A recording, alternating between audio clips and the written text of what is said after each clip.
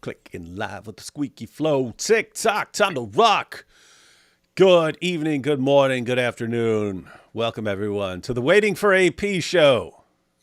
That's what it is today. Sometimes it's the Waiting for D Wood show. Sometimes it's the Waiting for Both of Us show. Sometimes, on rare occasions, we're right on time. Hey AP, you seen this breaking news? Yeah, I'm looking at it right now. We just saw, ladies and gentlemen, we just saw a tweet from Visegrad.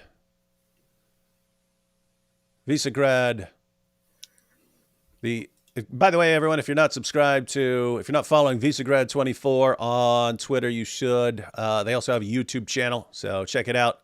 Me and AP both have interviews on that channel. But here you have Visegrad 24. The Israeli army has liberated a 21-year-old Yazidi woman from Gaza. Many of you who are watching the first time, you probably may have heard about the Yazidis was with ISIS. ISIS was targeting them. It's the Yazidi girls, turning them into sex slaves. But the Israeli army has liberated a 21-year-old Yazidi woman from Gaza. She was kidnapped in her home in Iraq as an 11-year-old girl by a Palestinian ISIS terrorist who forced her to marry him.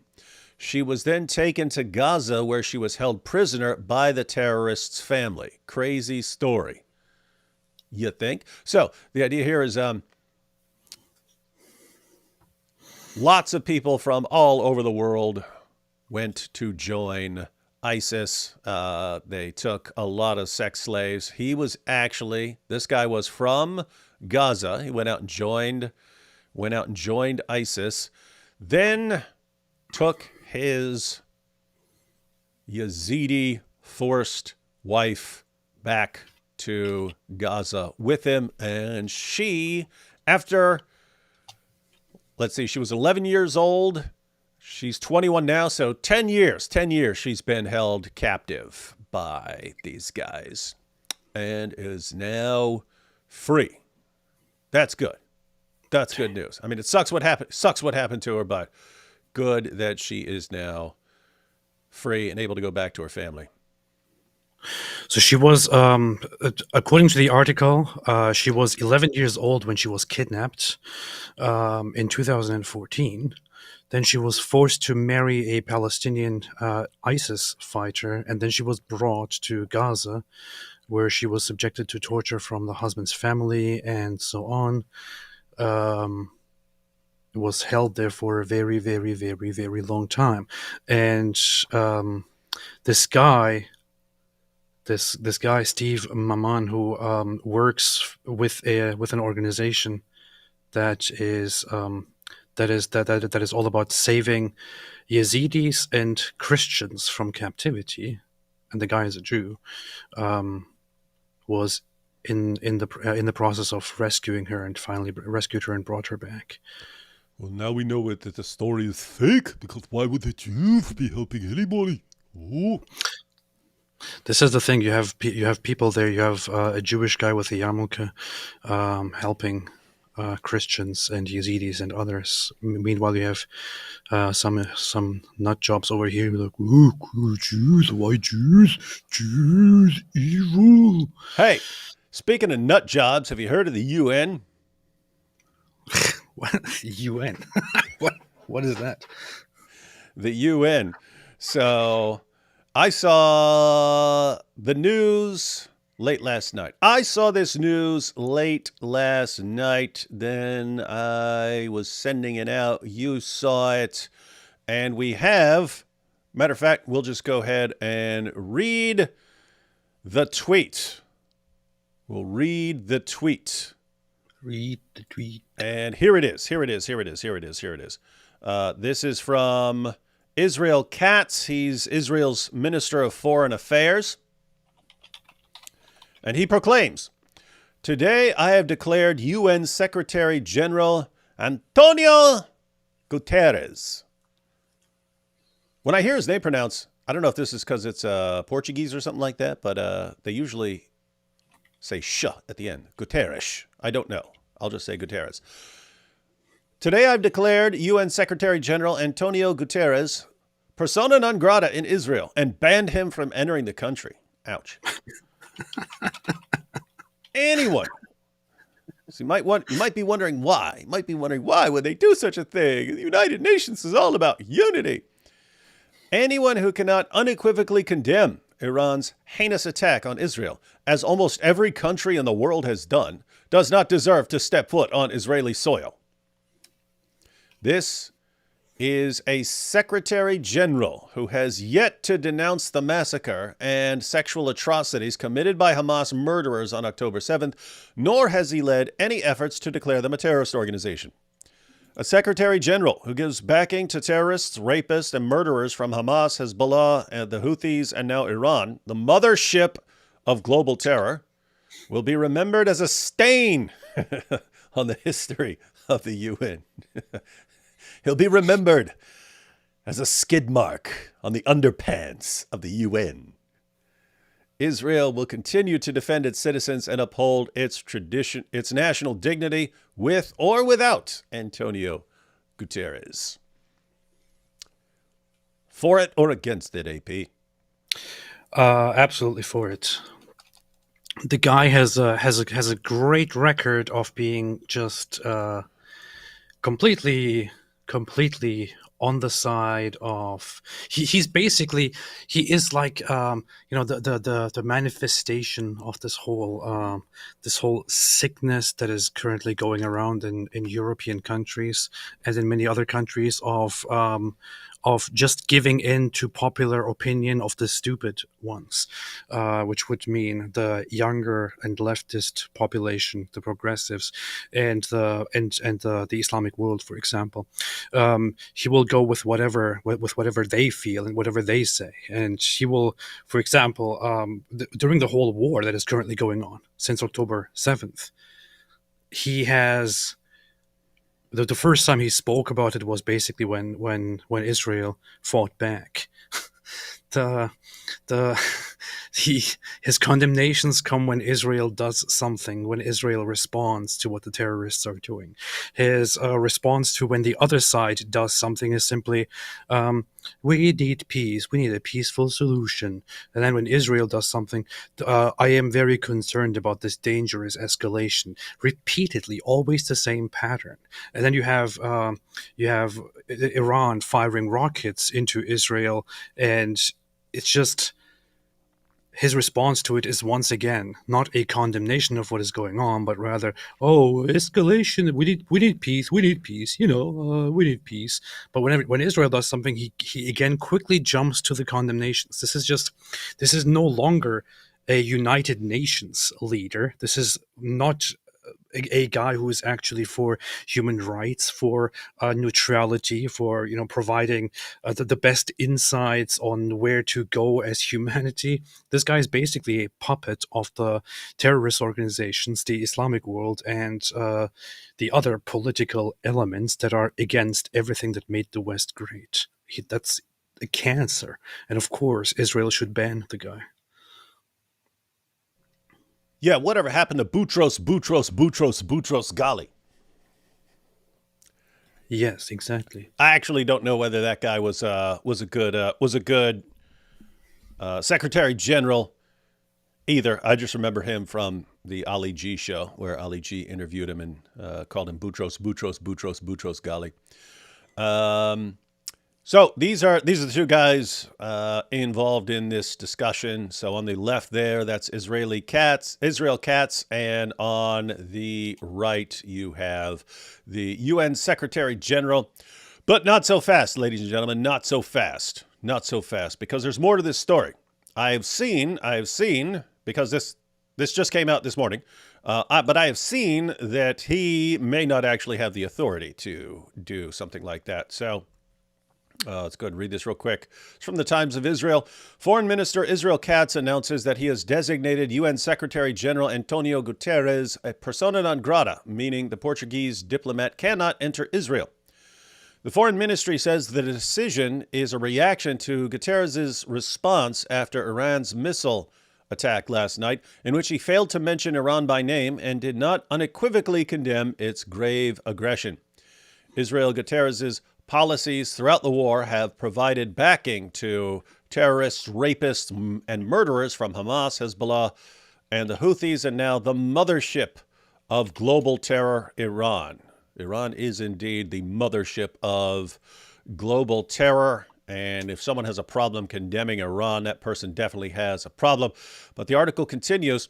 In a statement, Katz says that anyone who cannot unequivocally condemn Iran's heinous attack on Israel, as nearly all the countries of the world have done, does not deserve to set foot on Israeli soil. It was not immediately clear if Katz has the authority to bar Guterres from the country, and reports in Hebrew media cite authorities from the Population, Immigration, and Border Authority as saying such authority would lie only with the Interior Minister.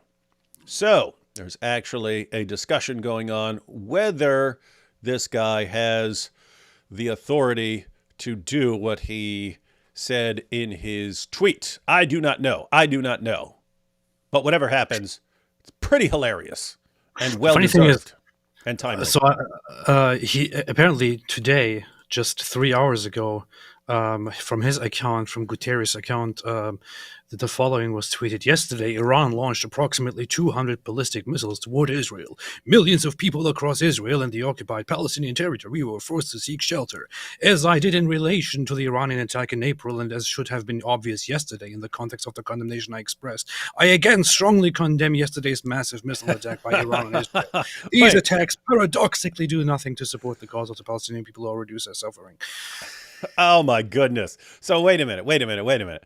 So after the Israeli foreign minister says, man, you suck for not condemning this and calling out Iran by name, you're banned, buddy. He's like, what? No, I do condemn it. And I do call out their name, just as I keep doing over and over again, because I always condemn these guys. That's what I do. It's what I do. Look, right now I'm calling on their name. Just yesterday I didn't. I forgot, man. I forgot. It's all over the news.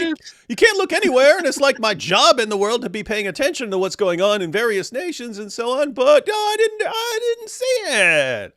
It's just such a disgusting track record that the guy has. He calls the Israel's response to Hamas, he called the war a collective punishment of the Palestinian people, which is a huge exaggeration that you normally hear from ridiculous activists. When he condemned October 7, he basically did the whole two sides thing of like, I condemn this, but what Israel is doing and so on. He did that, which is something that you hear from that people like that bald guy that we were listening to yesterday, who was the pro Hamas guy. He repeatedly failed to pressure Hamas into actually doing something, and instead says, I urge both sides to seek a diplomatic solution, and I condemn Israel for the extent of the war, and so on. I'm sorry, man. If you are, if you think that there is any real world where after what happened on October 7, the both sides should just go forth and make peace and have diplomatic solutions, when this is contrary to the entire existence and the entire manifesto of Hamas, and you condemn Israel repeatedly for any response that they give, then get out of here. Get out of here. You're just the puppet. You are the head of the most corrupt, useless organization, which Netanyahu rightly called House of Darkness, and so on. And you can see from that reaction, seems like he got a bit nervous after being called out by Israel. Because, guys, at the end of the day, the UN only works if it's actually respected by various nations. If nations say, you know what, heck with the UN, guess what? The UN doesn't work anymore. And as a leader, you're only going to be the leader there if you're only going to last as a leader in the UN if people generally respect you and so on. You can't just be respected by terrorists. If all the non-terrorists start thinking, wow, this guy really bends over backwards to appease terrorists and to cover for terrorists, Well, you're not going to last. You're just not going to last very long there. You could get the votes. You could get the votes because you do have a bunch of really pro jihad nations out there and so on. But you have a lot more powerful nations who would have a problem with you, and so it's this situation where I don't know. The UN is like a bully, right? It's like a bully, and you're going to do this, you're going to do that, you're going to do that, till someone punches them in the face, and they go, "What? What is what? I don't want to. Come on, man. Let's just get along." It's so interesting situation there. Harris here says, United Nations is trash. Strong language, but How true. dare you? No dictatorships or authoritarian countries should be allowed in the UN. How can those countries vote on the atrocities of other countries? Make it make sense, AP. This is exactly the issue. It's the United Nations, which is the protector of the human rights and all that, and all of these beautiful values that we establish in the West, not on the other sides of the world. But the worst countries out there have votes that are equal to wonderful, brilliant, stable, functioning, liberal, democratic, free societies in the West. It's just so absurd. It is incredibly absurd. That shouldn't be the case. Yeah, and you'll end up with, I don't remember the exact situation, but it was like you end up with like Iran on the Council for the Treatment of Women or something like that. You end up with these like insanely ridiculous situations. Yep, needs to be cleaned up. That's a problem, guys. You can form an organization with good intentions, and a bunch of people will use your good intentions and ruin them. And so this is precisely why something like democracy, originally a good idea, does not work if you have too many members, too many people inside this democracy that are completely, in contradiction with the fundamental ideas that make a democracy functional. It simply does not work. It's exactly the whole idea of what the founding fathers of the United States have pointed out, which is that this system can only function if you have a virtuous society. And they also said, by the way, a religious society. But yeah. And yeah, so it's weird because you have all these people nowadays who are, it's like democracy is the goal in itself. And you have all the founding fathers saying, guys, this only works for a population that has some sort of internal self-control. They can control themselves. They can handle their freedoms responsibly. If you end up with a population that can't, it's not going to, this does not work. They said it over and over, this does not work. It will not work for people who don't have virtue, for people who don't have internal self-control. It's not going to work. It's going to fall apart. And we see things falling apart and we're going, what? It's like, yeah, they told you exactly what was going to happen. You take my self-control. All right, so let's take a couple super chats, and then we're going to jump into, what are we going to jump into? I mentioned that story in the title, but there's actually a bunch of various things and some loosely related things. So we'll go ahead and get your hero, your fellow Turk, your fellow Turkish hero, your fellow Turkish delight, Cenk Uygur, his response to Netanyahu at the UN. And we'll get Douglas Murray responding to your fellow Turk, Cenk Uygur. And then we'll check out Greta Thunberg as she's finally making sense. She's finally making sense. People were wondering, why is she going into all the Palestinian, the free Palestine rallies? And she's been all about saving the world and saving the environment and so on. We're going to hear from Greta. Then we're going to hear from the hero of all Andrew Tate fans, Dan Bilzerian. We're going to toss in a little something from Gad Saad in here. So we're going to burn through all of this, but let's get started with a couple super chats here. Abraham says, hey, D. Wood and Ali Dawa. Have you guys read much of Tom Holland's stuff? If so, what are your thoughts on his arguments regarding Islamic evolution?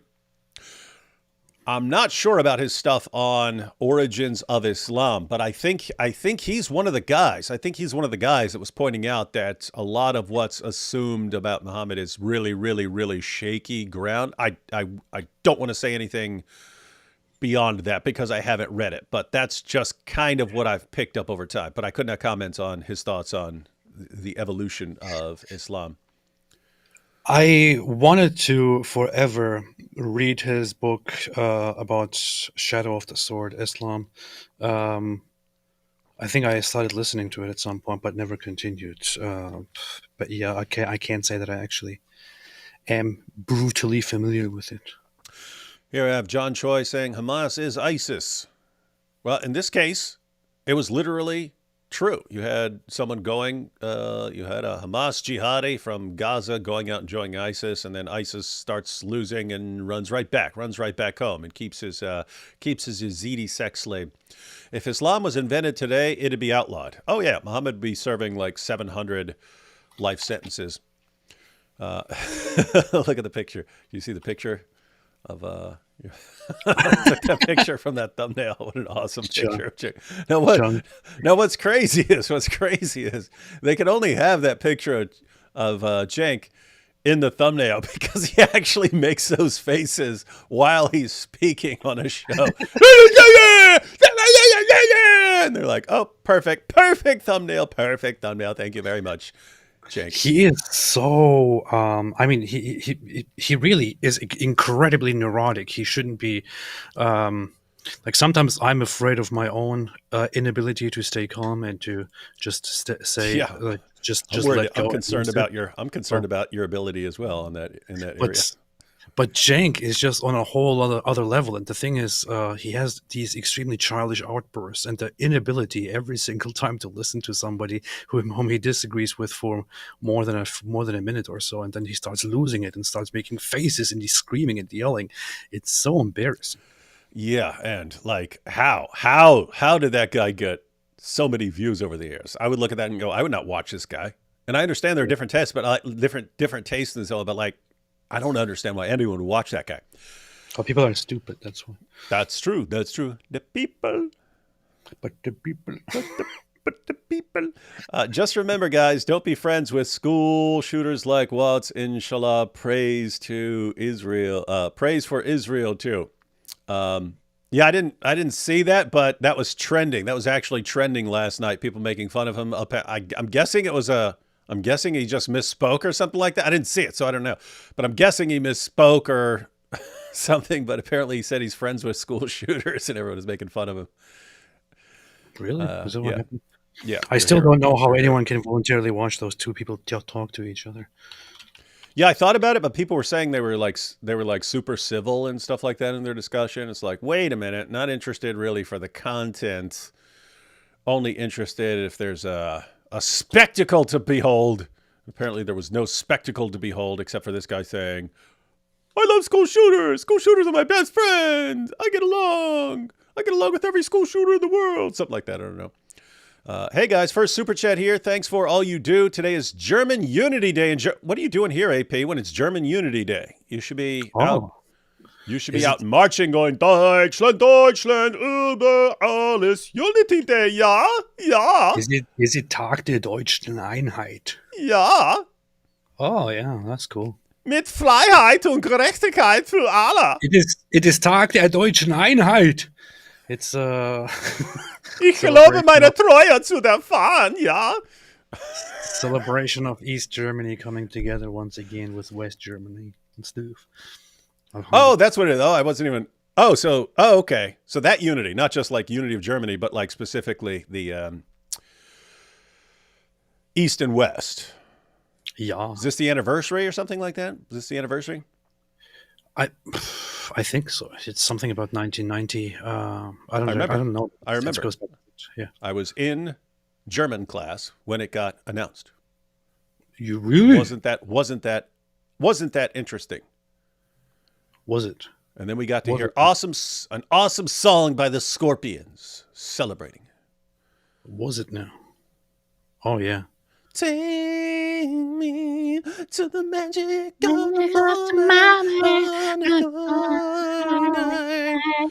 all the children of tomorrow. Stefan said, just got Logos bronze today after much delay. Thank you, D. Wood. Oh, yeah, guys. Yeah, good choice there, Stefan. I've mentioned this in a live stream before, and I posted a video. Friday's the deadline. Monday was the deadline for actually buying the Logos app. It's going to turn into a subscription model. So if you just want to buy it and have it forever versus that, the deadline was Monday. But after I sent out a video telling people about it on Monday, and then I sent out an email Monday night, which only left a couple of hours. But apparently they got up the next day and there were a bunch of messages saying, "Wait, is it too late? I just saw that. I just saw this. I saw this after the deadline. Is it too late?" And so they extended the deadline specifically for us. But anyway, if you guys want Logos, the Logos Bible app, which as far as I'm concerned, best tool for studying the Bible. I have another video. I have another video. You can check my video out and check out and see if you're interested. But it's good stuff. Good stuff. Very helpful. Hey, speaking of Germany in October, it's Oktoberfest time right now. What? Dude, we should be drinking beers in our live streams. German beers. Should be going to week-long Oktoberfest celebrations, German style. Oh, so yeah, you got to get those. You got to get those giant beers. Those giant beers, and wear some Bavarian clothes. Oh yeah, we need some lederhosen. Some lederhosen, and the women walk around with. With their cleavage all hanging on their giant German boobs. That's what they do. That's what they do. Gutierrez couldn't give up Israeli shawarma. That's why he he backed down real quick. Like he probably went to the same sandwich shop that we went to, and he's like, "I can't live without it. I can't live without it. I got to have it." Vote Donald Trump 2024. Iran will learn. Is that true? Will Iran learn? Inshallah, soon. Thank you for your channel, and I really, really enjoy you doing your goofy voices. I've been having a rough time lately, so any smiles I can get, even when you do during a touchy subject, keep up the great work, David and AP. That's what we're here for. That's what we're here for. And let's see, two more. If the U.S. leaves, how will the UN afford to fund terrorists and hold banquets and stuff? Yeah, just to be, I mean, the UN, at the end of the day, U.S. isn't just going to back out of the UN or something like that. But the organization, more and more people are becoming anti-UN, or just who cares what the UN says. And the UN only kind of works if people respect it and everyone agrees to do what it says. But if you just keep throwing entire countries under the bus to appease jihadis, more and more people are going to say, make any resolution you want. I don't care. I just don't care. Shut up. I'm not interested. And if the U.S. gets to that point, okay, you guys go do your thing and stuff. We'll still show up and stuff like that. But we're not interested in what you have to say. You don't want that. So it was a funny thing. The U.S. response to the possibility of Israel striking Iran back and even targeting things like nuclear sites. I think Biden said that he will not support it, but also will not interfere, because basically Iran just asked for it. And yeah, that's what it's. It kind of, the situation looks a little bit messed up. The funny thing is that any American representative speaking about it basically just pointed out how ineffective and weak the Iranian strike was. And they looked really pathetic. They looked really pathetic and weak. And weaklings. Wow. Little weaklings. By the way, AP, I mean, yes. Notice what's been going on, because we just talked about it. So before this even happened, we talked about how Israel's becoming increasingly like, I don't care what any of you guys say. You're going to call us genocidal maniacs no matter what we do. So we might as well protect our people and get some stuff done. We listened to you guys forever with Hamas and Hezbollah telling us, oh, just, be really gentle and put kid gloves on. You know what? We're sick of that. It's only gotten worse listening to you guys. So you know what? We're not listening to you anymore. We're going to go do what we need to do. And so they've been crushing Hamas. They took out the leadership of Hezbollah. Still going to be a fight. You still have a lot of Hezbollah fighters and so on. Going after the Houthis, going to be going after Iran, issued a major threat to Iran and so on. And then after all that, so we already talked about all that, but then after all that, you know what? Screw you, UN. UN, yeah, don't send your leader down here, buddy. Don't let him come down here. No, no, no, no, no, no, no, no. And you're thinking, wow, these guys just telling everyone exactly what they think and doing exactly what they want to do. Um, one thing that I think may be playing a role right here Yes. is the election next month. The election? Israel right now, all the leaders, they know there's an election next month, and they Yes. know neither one of these candidates is going to want to throw Israel under the bus right now. Someone might after the election, but right now they have a window. They have a window where if they want to go after Iran or any of that, no one in the US is going to stop them because That's it's true. an election. So that may actually be just brilliant timing with, hey, they got an election. None of these candidates want to look anti-Israel or pro-terrorist or pro-Iran right now. So you know what? Really good time to go after Hezbollah and Iran and everyone else, because we don't know what's going to happen after the election or what they're going to actually do and say. You know what? No, we're against you now. You don't know what people are going to do, but you know exactly what they're going to do right now. You know exactly what U.S. politicians are going to do right now. So maybe brilliant. You make a point. You make a good point.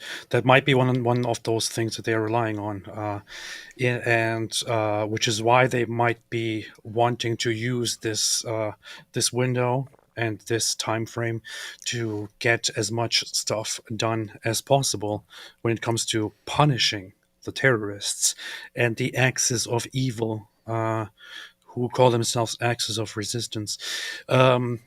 That might be the case. That might indeed be the case. But the thing is also that that Israel is very much so. In the past, the population actually cared about taking into consideration what the UN says and what the European Union says, and so on. They after October 7, people lost any regard for that because it was just too much. And right now, of course, Western nations are saying, "Oh, hey, we cut off our own balls. Why do you still have balls? You should cut off yours too. You shouldn't respond so harshly to things." And Israel says, "No, we will keep our testicles and we will respond. We will respond with fire." And that's how it's gonna go. They might still continue going on as harshly as they are right now, even if the even if that one woman who should have been a, I don't know, a rapper or something, becomes president. You referred to fire. You will get the language of fire. Yes, I speak on the authority of the entire universe. That dude is classic. Lots of people. There's lots of people in the world, but you occasionally run into people and you're like, wow, if there weren't this guy, there would be no one like him on the planet. John says, do any Islamic countries preserve historical sites that acknowledge dark or embarrassing parts of their past, similar to Auschwitz in Poland, S-21 in Cambodia, or Perm 36 in Russia? Not familiar with anything. Except the stuff that they're proud of. So Islam has a bunch of stuff in its dark past that it's proud of, that they'll keep that. But as far as stuff that they would have to acknowledge that they carried out, a genocide or something like that, no, not aware of them wanting to keep attention on that thing. They usually try to cover it up. What? That never happened. The Armenian genocide, it never happened. That's a made up thing. That was Cenk Uygur for years. The funny thing is, in Islamic culture, it is embedded in Islamic culture to not acknowledge, mistakes that you have made, atrocities that you have committed, and things like that, injustice, failures. This is just not something that you do in the Islamic world. I was similarly. I understood that when we moved to Turkey from Germany. I was in Germany in school, and in history classes, I would learn about mistakes and shameful things that Europeans, that Christians, that Germans did in the past during, I don't know, the Middle Ages 500 years ago, quite recently, and so on. And this was apparently always part of the tradition. And when we moved to Turkey, suddenly when I switched to education or history education in Turkey, I am suddenly thrown into this education system where for years of history lessons, they do not utter a single criticism about about Turkish history, not a single criticism about Islamic history. Nothing they have done is apparently wrong. It's not even a concept like this whole we made a big mistake and we need to acknowledge it, and we need to think about the consequences of what we have done and so on. This is not even a thing. You're just supposed to be proud of everything. We're proud And of that. that's the culture. Islamic culture is basically, we're proud of that. We made a mess, but we're proud of that, and so on. It's so dumb. And it may be part of a wider culture, but it is built into Islam. I mean, think when they ended up having all kinds of differences in the Qurans, the solution was to burn them to cover it up, right? Cover it up. When you have stories like the satanic verses and so on in early Islam, the later generations come on and scrub their sources of that stuff. And so we don't want the embarrassing stuff. We don't want any of this embarrassing stuff. We want to scrub it out and so on. So, yeah. Hey, did you see, so 12 hours ago, Visegrad posted, yesterday shots were fired at the Israeli embassy in Stockholm, Sweden. Today, 2 bombs exploded in front of the Israeli embassy in Copenhagen. Any ideas on why Scandinavians have become so violent suddenly? It's weird. Yeah, it's so weird, man. Suddenly these very, very peaceful people, happiest countries in the world, suddenly, for some reason, these guys just start attacking Jewish things. Yeah, we have no idea why. They just like wake up one day and become really, really hostile towards Jews. The world may never understand. The world may never understand why. All right, we got some more super chats, but let's jump into Danish police detain 3 people after blasts near Israel embassy. Okay, yeah. What's crazy is if you look at the pictures of the police hauling these guys, they have them completely wrapped head to toe, beyond burqa level. Like you can't see anything about any features of these guys. They have them completely covered head to toe as they're escorting them and so on. It's like, yeah, what are you guys why are you so intent on covering for whoever these terrorists are? Well, until we know who these people were, I will assume that these were Christian, Danish, white guys who are just very, very angry at. Don't leave out Mormons, man. They could be Mormons. Yeah, probably too. The Mormons or atheists. It's just so just those things. Totally native Danish guys who are just angry at Jews and Israel and who decided to blow something up. That's probably what it is. Yeah, and sadly, this is a time when it could be all kinds of different groups. It could be someone on the far left. It could be someone on the far right. It could be a jihadi. Could be anyone. Weird stuff. All right, let's go ahead. So the other day we watched Benjamin Netanyahu's speech to the UN, and he said some things, some very hurtful things. Netanyahu said some very hurtful things about the UN, but we can happily say that we have Cenk Uygur responding. Guys, so first of all, they should kick him out immediately. They should not him. Israel should be kicked out of the United Nations immediately. I mean, if somebody came to my house and said, "This is a house of darkness and you are filled with hate," I'd be like, "Get the hell out of my house!" You grab him by the scruff of his neck and throw his ass out. And say, "I dare you to set one foot in here and see what happens with a long goddamn arm." What do we say? Pause. This is exactly what I just talked about. We're just talking about this. This guy is very much in his personality, in his attitudes, in his responses, has that element of from the Muslim culture, the Islamic culture, Turkish, the Turkish culture. Yeah, there you go. Turkish culture. This whole thing. If you come to my house and criticize me, then I will say, "Get the hell out of here, never come back again." This is exactly the attitude.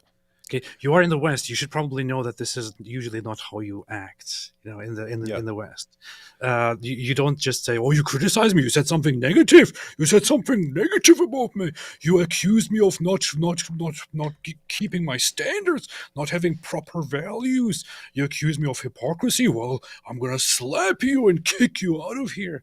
This is not an attitude that you have in civilized, functioning societies. And the analogy just sucks, right? Like, I would agree with him. If you, like, come over to my house and all you do is, like, complain, "This house sucks, everything here sucks, this is all evil, this is bad," I'll be like, "Get out of here. Get out. There's the door right there, moron," right? Yeah, that's my house. That's not what the United Nations is not your house, dude. Yeah. It's supposed to be exactly what it sounds like. The nations of the world all gathering together with representatives and so on to get together and make resolutions and so on for the benefit of the various nations and so on. And Israel notices, wait a minute, you guys are very, very, very, very, very anti-Israel, and all these atrocities happen, and you might say, "Oh yeah, we condemn that," but you don't really condemn all this stuff from the terrorists and so on.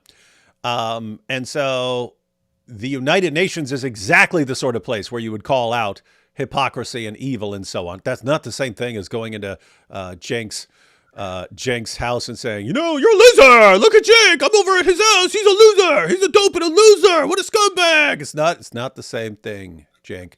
Honestly, because keep in mind, here would be a better analogy, because he's comparing the United Nations to his house, like Israel is some visitor to this place. No, if you wanted a better analogy, if you wanted a more accurate analogy, Cenk, one of your roommates in your house calls you out for being a terrible person, calls out his other roommates and you for being terrible people who are treating him like garbage. And he says, "You guys are treating me like garbage. What is this place? What is this place? I'm sick of this place.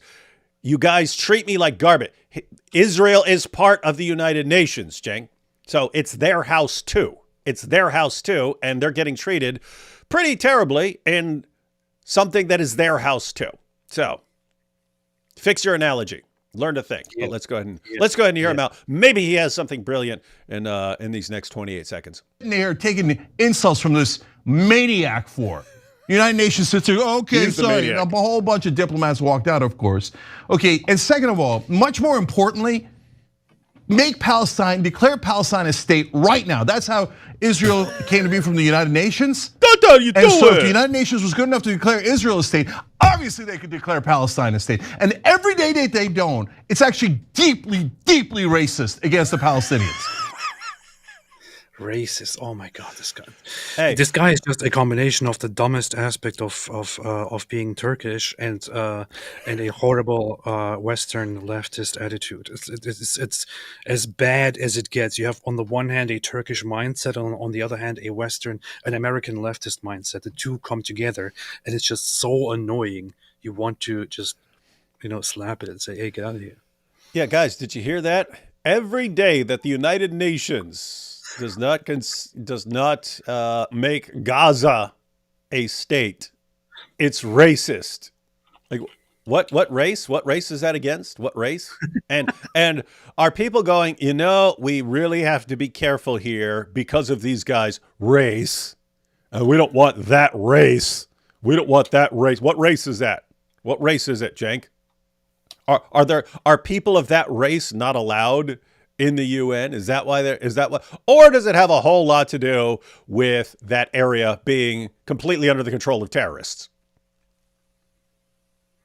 Which is it? And if you can't say the answer, that tells us everything we need to know. Okay, so we're going to check out I want to say something about this thing. Now that we have listened to Fred Flintstone's ranting here about it being racist, don't insult Cenk Uygur by calling him Fred Flintstone, man. He acts like Fred. Okay, Fred Flintstone is happy guy. This guy is not happy guy. This guy is just angry guy. That's it. It would be funny if he had a little blonde sidekick named Barney Rubble. He does look like Fred Flintstone, though, doesn't he? A little bit. If I had to compare him to someone, that would probably be someone to compare him to. Looks exactly like it. So Fred just complained about the whole thing, about the whole issue of United Nations giving Israel statehood and not giving Palestine statehood. This is again one of those instances where this guy is either gaslighting us or he doesn't know anything of the history. The United Nations came after the League of Nations, which directly gave the go ahead to establish a state for the Jews, for the Israelis. In 1947 and 1948, the plan was put into motion to partition the land and recognize both countries. One country formed by the Jews and the other country formed by the Arabs. Both countries, so both people had the right to declare their own state, and both of them would then be recognized by the United Nations. Israel took the offer, right? Although they went a little bit fast. They took the offer and declared their state and were recognized. The United States, by the way, was the first country to recognize them. The United Nations, because it was basically part of the deal, recognized them. The other side, the Arab side, did not take the deal, rejected the idea of a separate state, and started fighting against Israel instead, and became part of the surrounding nations, Egypt, Jordan, and so on. It was only 40 years after Israel was declared independent that they came up with the idea to declare a nation of Palestine. And now they're crying about, well, we want to be UN member too. We want to be full UN member too. It's not the same thing, Chunk. It's not the same thing. It is not the same thing, Fred. AP, I don't mean to correct you. But here's the way I think it happened according to world-renowned historian Cenk Uygur. The UN said, hey, we're going to make Israel a state. And the Palestinians said, hey, can we be a state too? And they said, no, you're the wrong race. Get out of here. Dumb Palestinian losers. You're finished. You're finished. And then they said, please, sir, may we have a state? And they said, no, until you become white or Jewish, you will not have a state.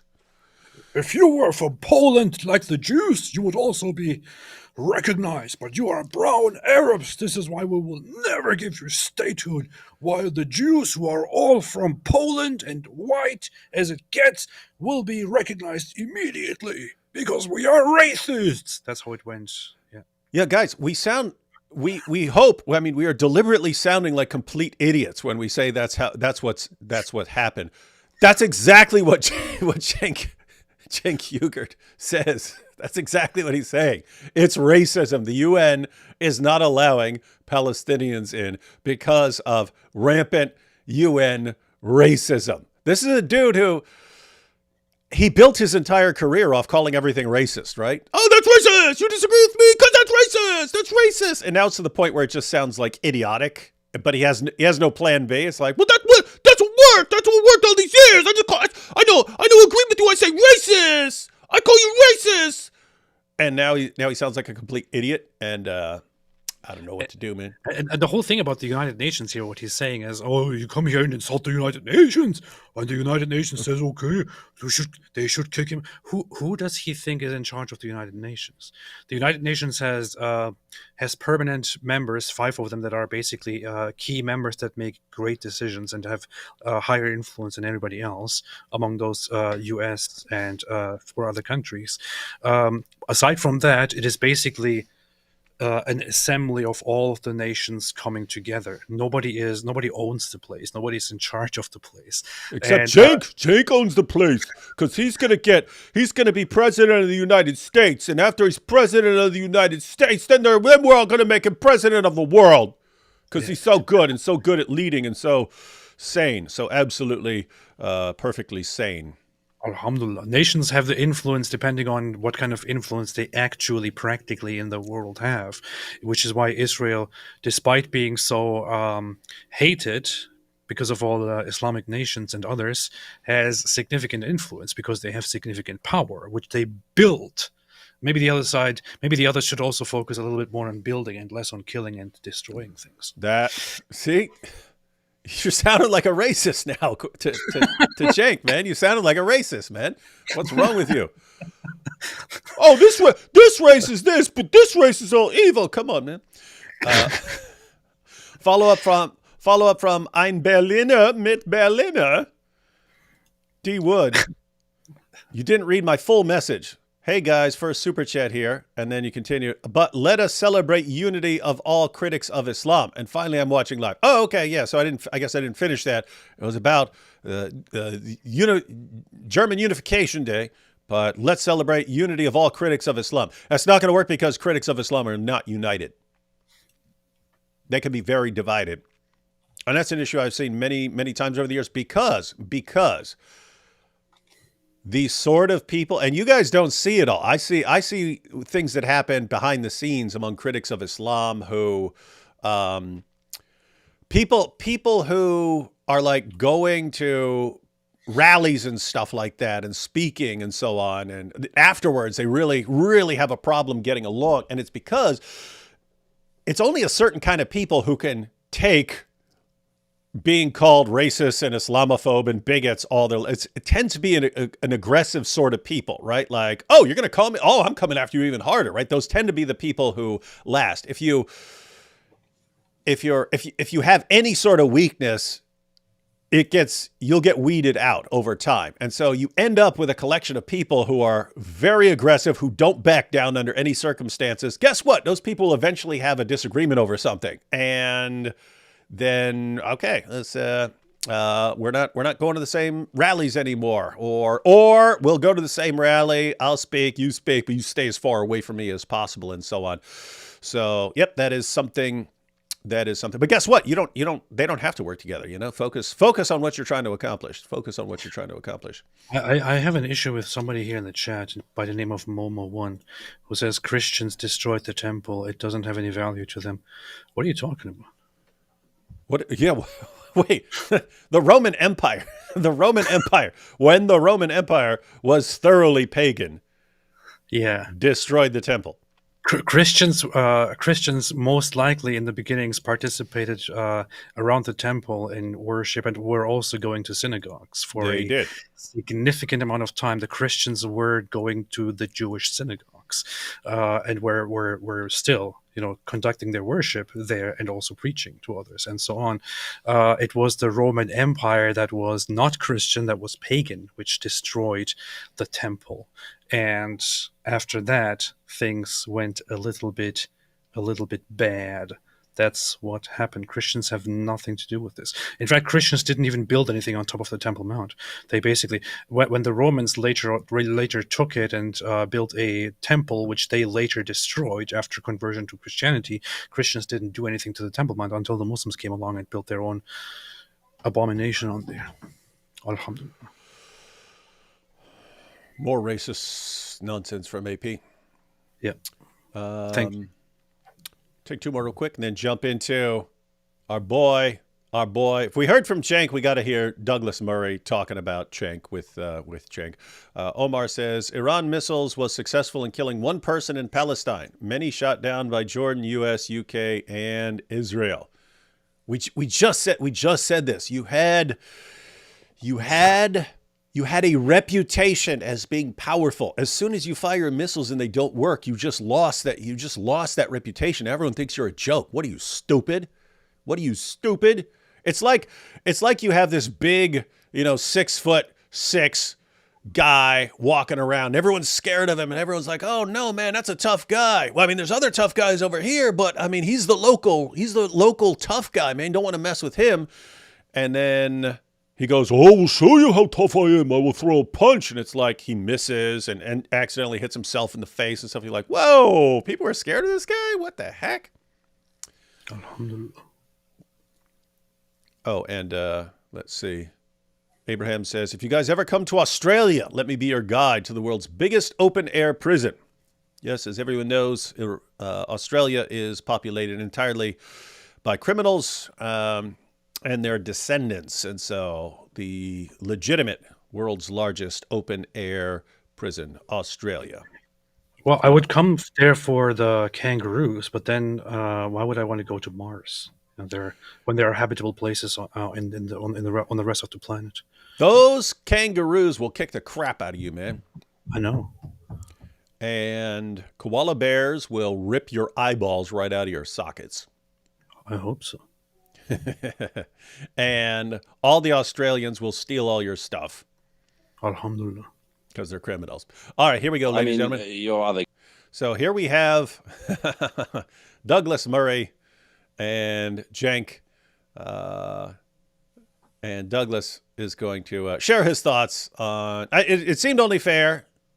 Cenk got to share his thoughts about Netanyahu and Israel, saying Israel should be expelled and Gaza should be given the status of a nation. And if you don't, it's because you're racist against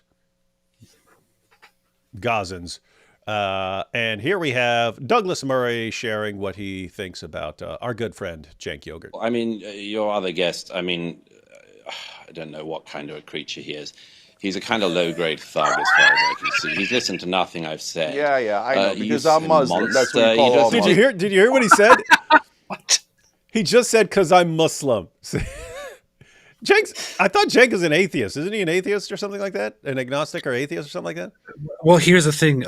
He's the only person from whom I've ever heard, I'm Muslim. I don't believe I'm an atheist, but I'm a Muslim still. Because, and when he was asked, what are you talking about? Why would you still identify as a Muslim if you're an atheist? He said, oh, I have Jewish friends who also, are atheists, but they still identify as Jewish. And just like them, I am also an atheist, but I identify as a Muslim. Bro, you don't understand what is going on when Jewish people say, I am an atheist, but I'm still a Jew. It's not the same thing as in Islam, because unlike Judaism, you don't have this entire idea in Islam. In Islam, you are part of it when you believe in it, and when you stop believing in it, you are no longer part of it. That's not the case with Judaism. Judaism never really was like that. The guy doesn't get it. He doesn't understand anything at all that is out there in the world. Yeah, it's really, really dumb. It's like if you said, I'm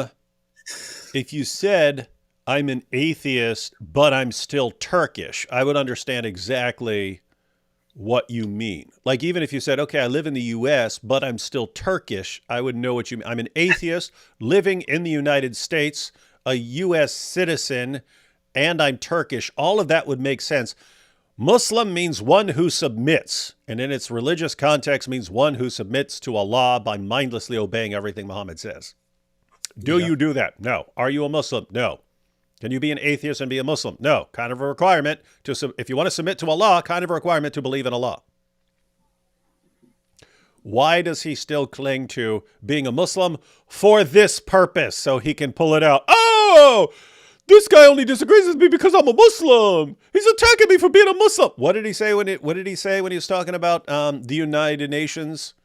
Oh, if they don't bring in Gaza as a nation, it's a racist. They're racist.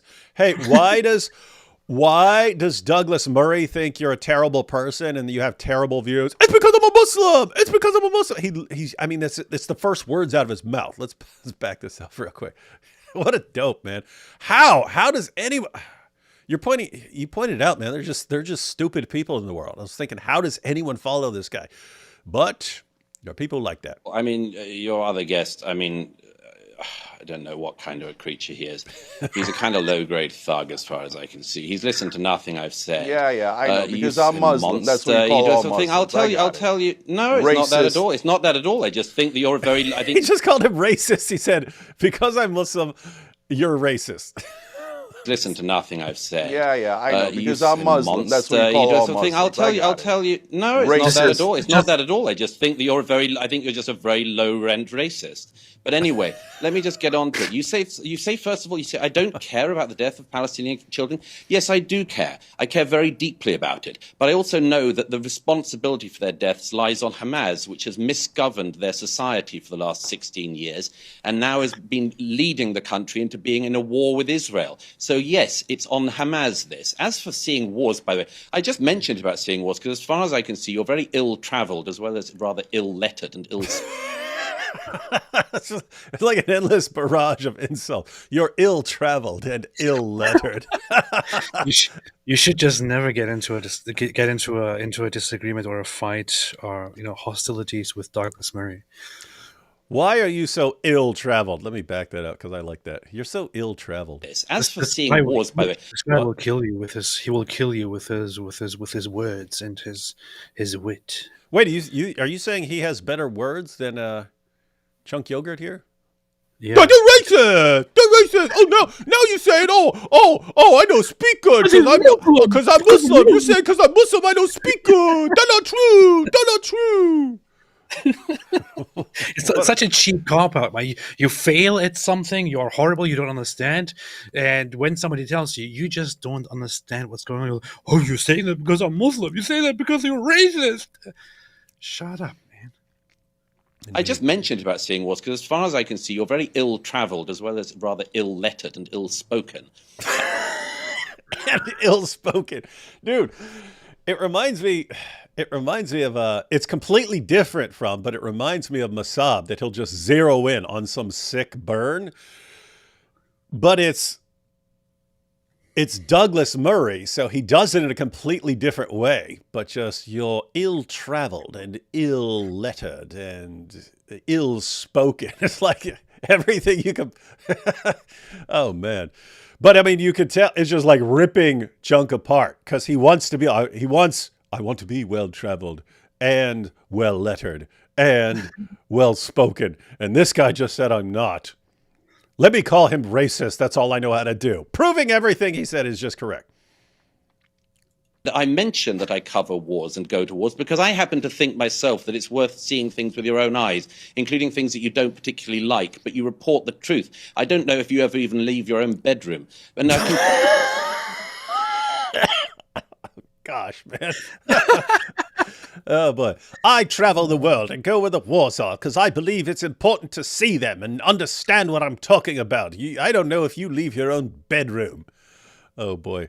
Tell already that you don't because you've already said something that demonstrates you know nothing about this conflict. You have just demonstrated it in the following terms. You said that this is why we need to push for a two-state solution and give legitimacy to the Palestinian Authority. I'll tell you something you don't know because I guess you spent no time in the West Bank, have you? I'll tell you something you probably don't know. The Palestinian Authority, Fatah, celebrated the 7th of October massacres. I'll give you another fact which demonstrates you know nothing about this and clearly haven't ever... So he's responding to Cenk saying, well, so what? So what? You got a problem with Hamas? You got a problem with Hamas? Why the West Bank? What's the problem with the West Bank? They can have their nation. Why? Why? It's racist. You're racist. Visited any Palestinians in the West Bank as I have. If there was an election tomorrow in the West Bank, the reason why there isn't one is because if there was an election tomorrow in the West Bank, Hamas would win. So yes, is that correct? Yes, precisely. Yes, we have polls on that. We have polls on that where the majority, nobody wants to vote for the Palestinian Authority, Fatah. People hate them.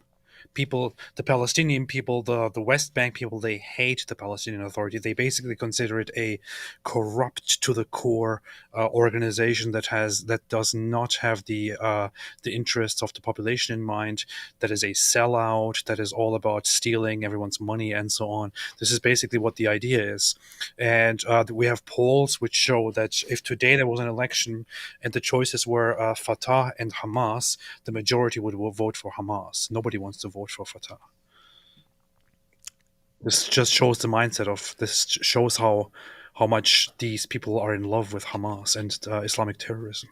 But Cenk says that the only possible explanation for not declaring them their own separate sovereign nation right now is racism. Racist is Muslim. Your idea of a two-state solution, I'm afraid you are so out of date, and you really should leave your bedroom.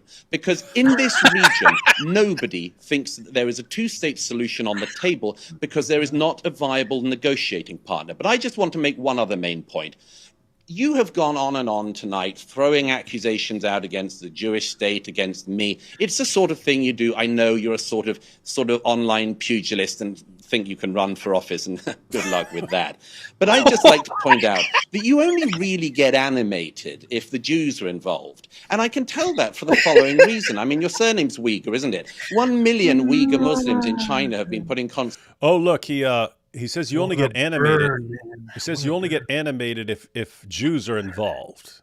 It's an important critique. He's going to deny it. No, what are you talking about? I condemned it. I condemned the genocide in China. I did it.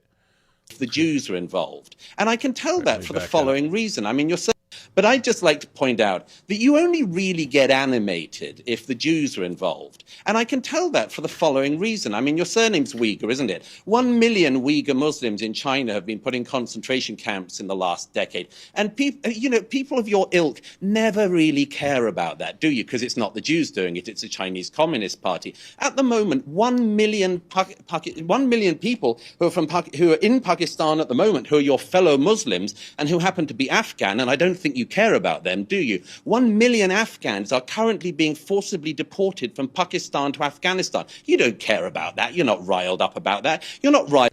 To be clear, it's not just him. It's like the entire global media, which again, ironically, is, according to these same guys, controlled by the Jews. So the Jews control the media, and the media constantly focuses on only things that make that make Israel look bad, and don't focus on anything else that's going on in the entire world. I mean, Christians are being massacred in places like Nigeria. You have the what's going on with the Uyghurs in China. You have stuff going on all over the planet. No one ever cares. If they do, it's kind of half-hearted. It's like you show up outside the Chinese embassy, make your little YouTube video, we condemn this, and then you move on and you go right back to blasting away at Jews. That's what they do. That's what they do. Up about what the Janjaweed are currently doing in Sudan, where thousands and thousands of people are being attacked by the Islamist militia there. You don't care about any of that. You get exercised and you rile up what little base you have of malcontents because you're riled up when the Jews do anything. All right, it's Cenk. perfectly obvious. Okay, Cenk, your response. Yeah. That's a lie! That's a lie! Me love everybody! Me love everybody! You racist! You anti-Muslim! He killed him. There's one thing that I want to point out. He actually made a point there, and although he didn't further elaborate on it because he pretty much said enough and he was roasting him. So I'm glad he did that. Was that he said that there is no two-state solution on the table because there is no negotiating partner. This is a fact that people really need to think about when they say, "Oh, Israel should just give the Palestinians their own state. They should just give them their own state. Well, what are they waiting for?" How exactly do you imagine that to happen? Israel can't just say, "Okay," even if Israel was stupid enough and generous enough to say, "You know what? Okay, despite everything that happened, we are happy to now give the Palestinians their own state and recognize it." How exactly would that happen? They couldn't even do it. Israel could not even do it because you have, on the one hand, the Fatah party ruling the West Bank, the Palestinian Authority, and they have established a totally totalitarian system. They don't want to allow anyone else to take the rule away from them, and they in fact do these things. They spy in their own society.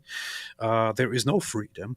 They kidnap people and torture them. Who are suspected of working for Hamas or others, and so on. On the other hand, in Gaza, you have Hamas in charge, and the others are banned from being in charge.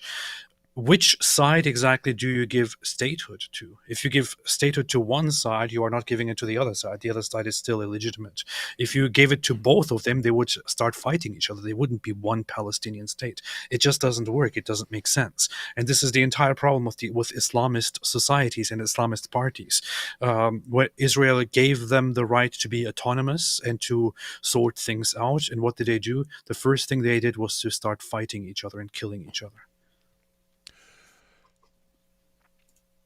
Let's go ahead and check with Israel Katz and see if we can get Cenk Uygur declared a persona non grata in Israel, so we don't ever have to see his dumb face if he tries to become a bit less ill-traveled. Wanted to take a couple super chats here because some of them are about Cenk here, the third one down. Dawa kind of reminds me of the ancient sophists. It actually does. The sophists are the most cultures, most philosophies and so on, until very recently, they believed in objective morality. The sophists were the exception in the ancient world. They were relativists. And that actually made sense business-wise because they were trained debaters who were just debaters for hire. If you wanted to build a road, get a road built by the city, by your house or something like that, you sent in this person to argue your case for you. If you're going to be, they're basically like lawyers, but it didn't matter which side. And they were trained to argue either side. So you could toss them into any situation. They could argue either way. So it's interesting because it's actually in their interest. It's in their interest if there is no real right or wrong. If there is no real right or wrong, it's all about whoever just wins the argument, right? Like whoever sounds better. That is like Dawa, right? As long as you sound stronger and more confident or something like that. But what's weird is, in Islam, there's a slightly different emphasis. It's whatever supports Islam, whether true or false, is good. So they have an added dimension where everything is geared towards Islam.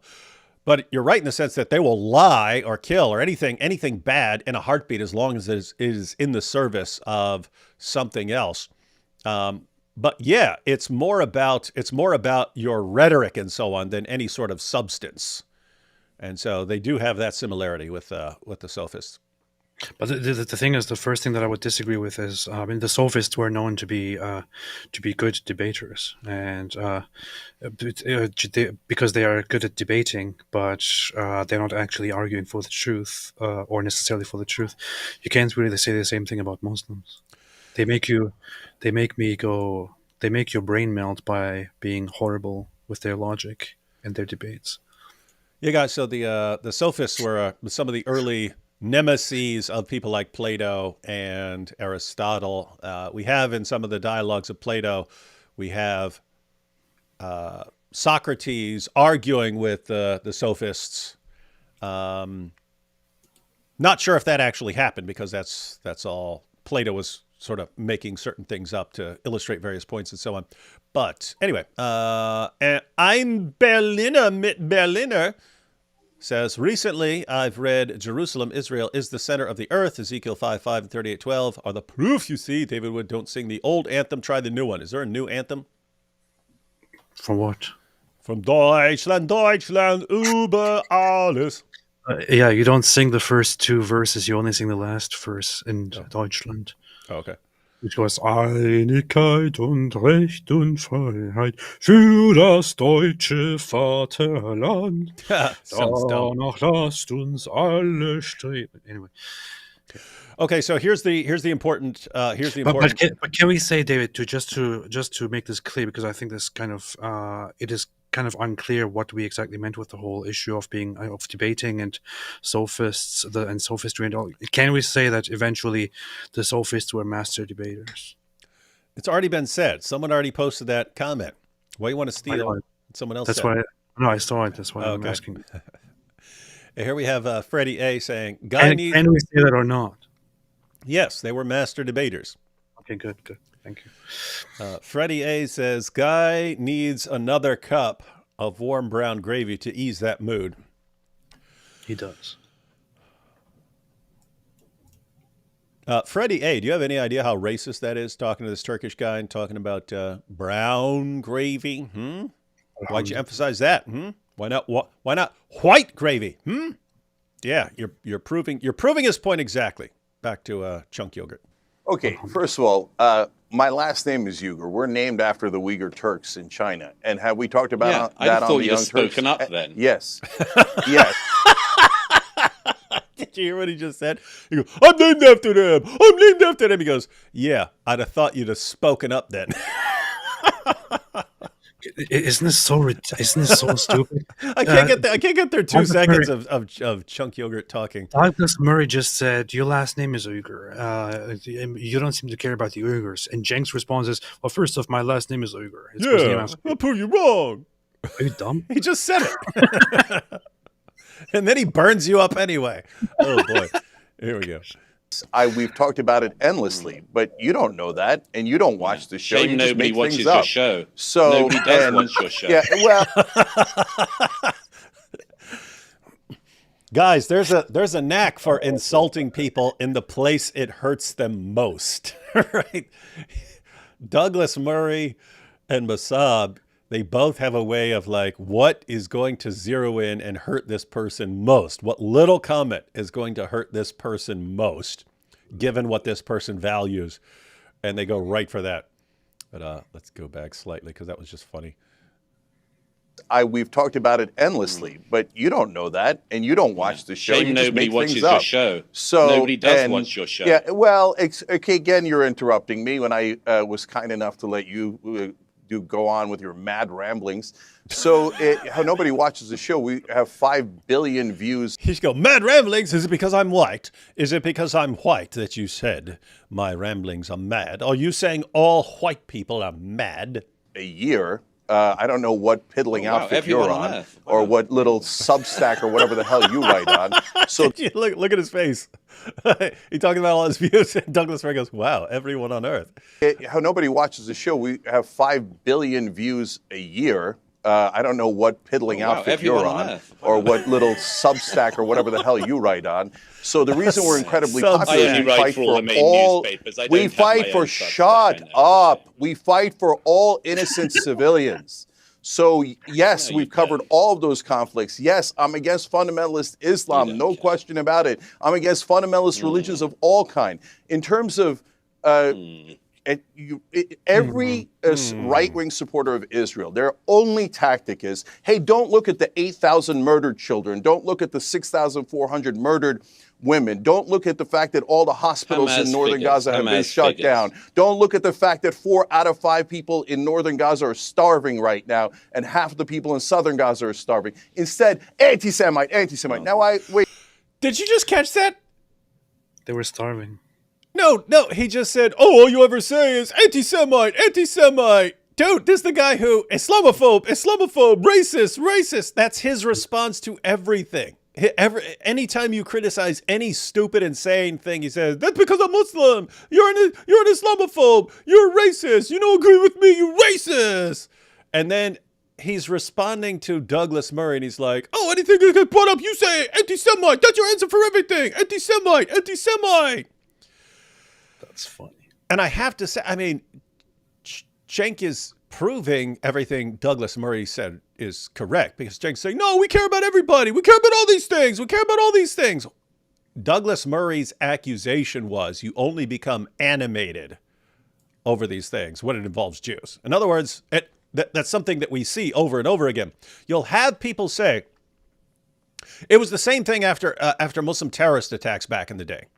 You'd have a terrorist attack, and every Muslim organization would come out and say, we condemn this terrorist attack, and we say that it has nothing to do with our religion. And let's all just make sure that this doesn't lead to a backlash against Muslims. And so that's what they would say after terrorist attacks carried out in the name of Allah, slaughters a bunch of random people. You toss Israel into that, and suddenly they're charging through the streets. This is what I'm talking. That's when you get animated, right? That's when you get animated. That's when you're ready to erupt. Something that involves Jews.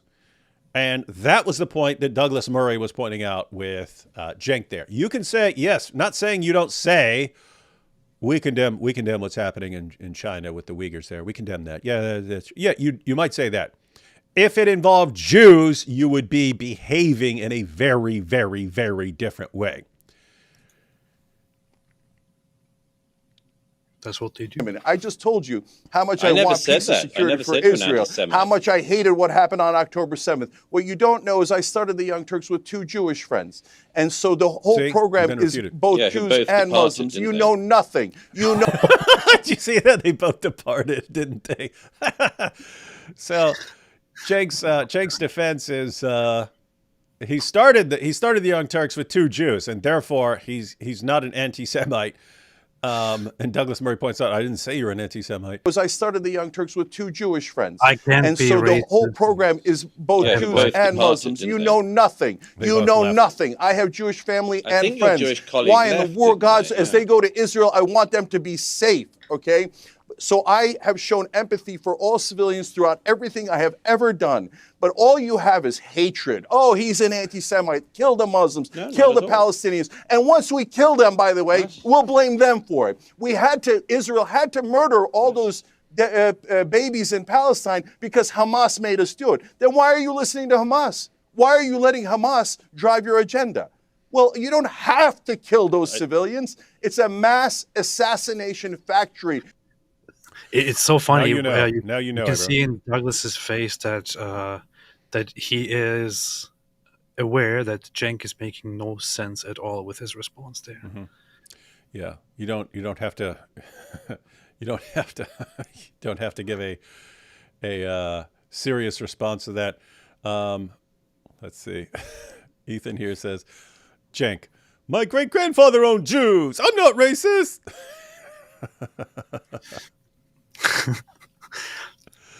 It's basically the whole thing, the joke of I have a black friend, I can't be a racist. Yeah, guys.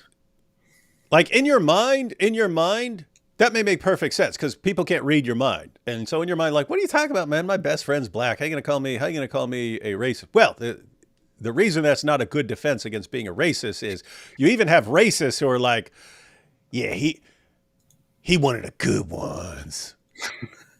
I can't be friends with most of them, but he wanted a good one. You can still be racist and think this guy's like one of the good ones and stuff. That's why it doesn't work there. It's like, what are you talking about? Just because I rail against Israel all day, every day, that's all I talk about is the Jews.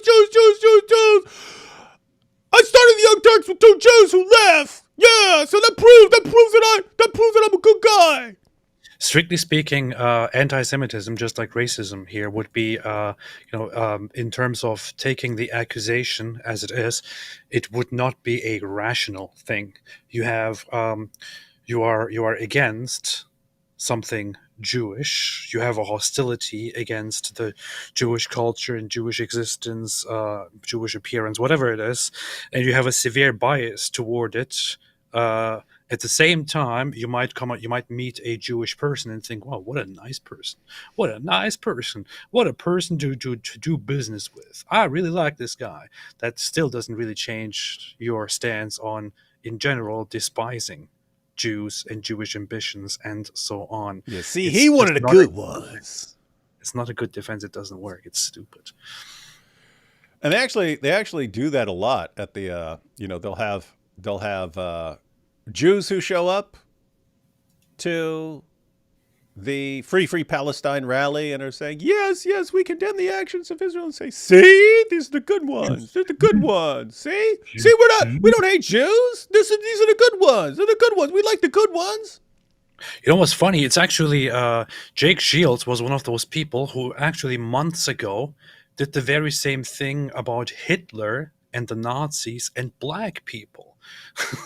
Like, it's one thing to talk about Jews right now, but he actually, as he was beginning his neo-Nazi road, he started claiming that the Nazis, Nazi Germany and Hitler, were very good to black people, and the proof for him was that, what was that guy's name? That one, the one black athlete who went to the Olympics. Jesse Owens? Germany.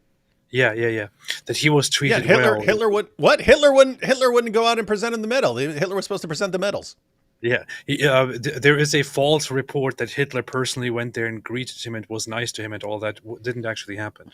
He only from the distance greeted every athlete. That's all that happened. But he actually used that argument that the Nazis and Hitler were good to black people, contrary to popular belief, and his proof is that Hitler was nice to that athlete.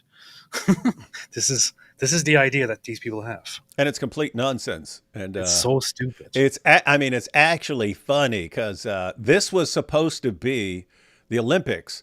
The 1936 Olympics was supposed to be the display of Hitler's master race and what they could do and how they were going to destroy everyone else. And then Jesse Owens got 4 gold medals, just burnt them up in every event. And then Hitler got mad and wouldn't even go out and give him his medals. Pretty funny. Ha ha! In your face, Jesse Owens. Jesse Owens destroyed Nazi Germany before Nazi Germany got destroyed by everyone else. Jesse Owens humiliates Hitler. He was the original humiliator of the Nazis. Forbes breaking news 2 weeks ago titled, "We cannot let this go," about the UN attempting to expand UN Secretary General powers. Seen it? Important. I have not seen it, but I would have a serious problem with anyone expanding the powers of terrible, awful people. Gotta look at that. Deeply, deeply racist. I am mewing right now. Mm-hmm. Maroney says, Chunky yogurt looks like Spanky. You don't even know who Spanky was because you're not old enough. Cenk looks... Why is everyone talking about Cenk here? Cenk looks like Jabba the Hutt with someone heavier than himself standing on his slimy tail. Israel should have sent him one of these therapeutical pagers. Come on now. The worst thing you can do to Cenk is just keep bringing him on Piers Morgan and letting him talk. That's all you need to do. Utter humiliation. You do not need to hurt this guy in any way. Just let him talk. Just let him talk all day long. Scary thing is Democrats would vote for him. Who? Chunk Yogurt? I don't think so. I don't think anyone likes him. Cenk claims to be a Muslim atheist. Lol. Yeah, I know. It is funny, isn't it? Yabba dabba Jew. Hey, that could be the new catchphrase for Cenk.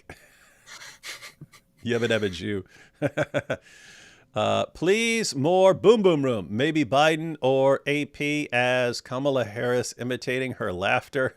Also love Islamicize me. I'm glad not all Turks. I'm glad not all Turks are like Cenk. Love AP. Cenk, the ill-lettered prophet yogurt. Why's everyone making fun of Cenk? Imagine the smell in Cenk's bedroom. What's wrong with everyone, man? He can't help it. He loves the falafel experience. Maybe you went to get some falafel and you're blown away by the Palestinian experience. Iran is like the Jim Croce songs about tough guys getting taken down. Leroy Brown, Jim. Their only strength is money. Their last attack was weak also. Yeah, that happened in both Bad Leroy Brown and You Don't Mess Around with Jim. Jim got taken out by Slim at the end of the song. Primus says, Douglas has been all over the world, right in the middle of conflicts. Cenk has only been far as the 7-Eleven to grab an extra large Slurpee. Everyone's so mean to Cenk. Mo would love one of Diddy's parties. That's true. Hey, we should cover the Diddy stuff, but compare it with Muhammad. Wouldn't that be good? Because I'm like, I don't really care what's going on with the P. Diddy stuff. We should actually cover it, go through the story, but be comparing it with stories of Muhammad. That might be dope. We should play the Tupac song, Hit 'Em Up. The sophists were master debaters. Hey, why'd you steal AP's joke? Why are you stealing my joke, man? What is this? Yeah, why are you stealing his joke? Paulo says, Du hast mich. That's Rammstein. 4 out of every 5 are starving because Cenk Uygur is eating all the food. What's wrong with people, man? What are some good Christianity versus Islam debates to watch? Give me 3 maybe. All I've been seeing have been TikTok clips. Kind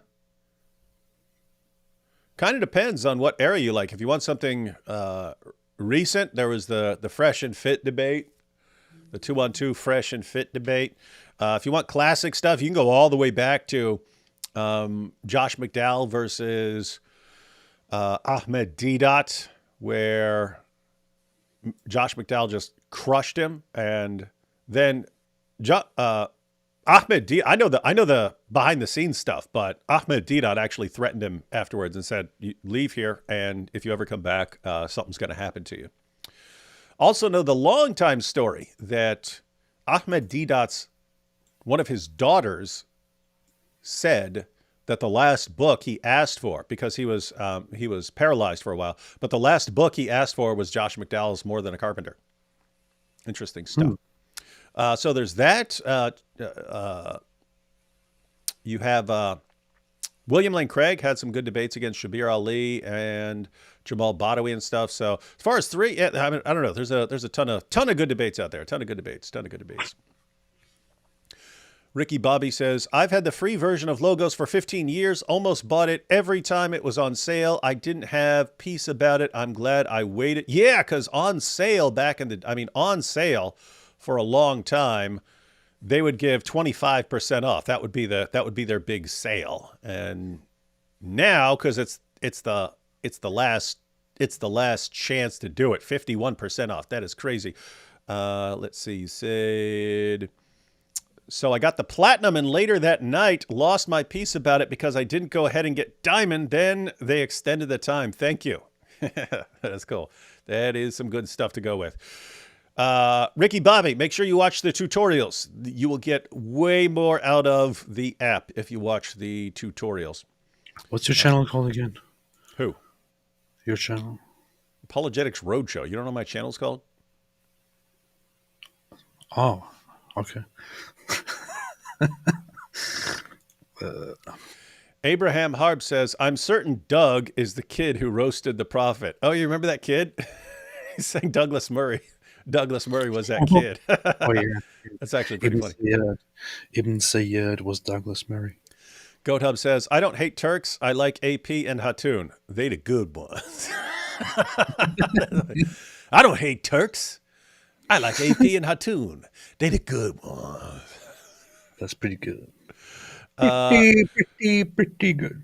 Reports out that 3 weeks ago, the IDF to some random jihadi, tell me where is Nasrallah and I give you and your buddies some free pagers.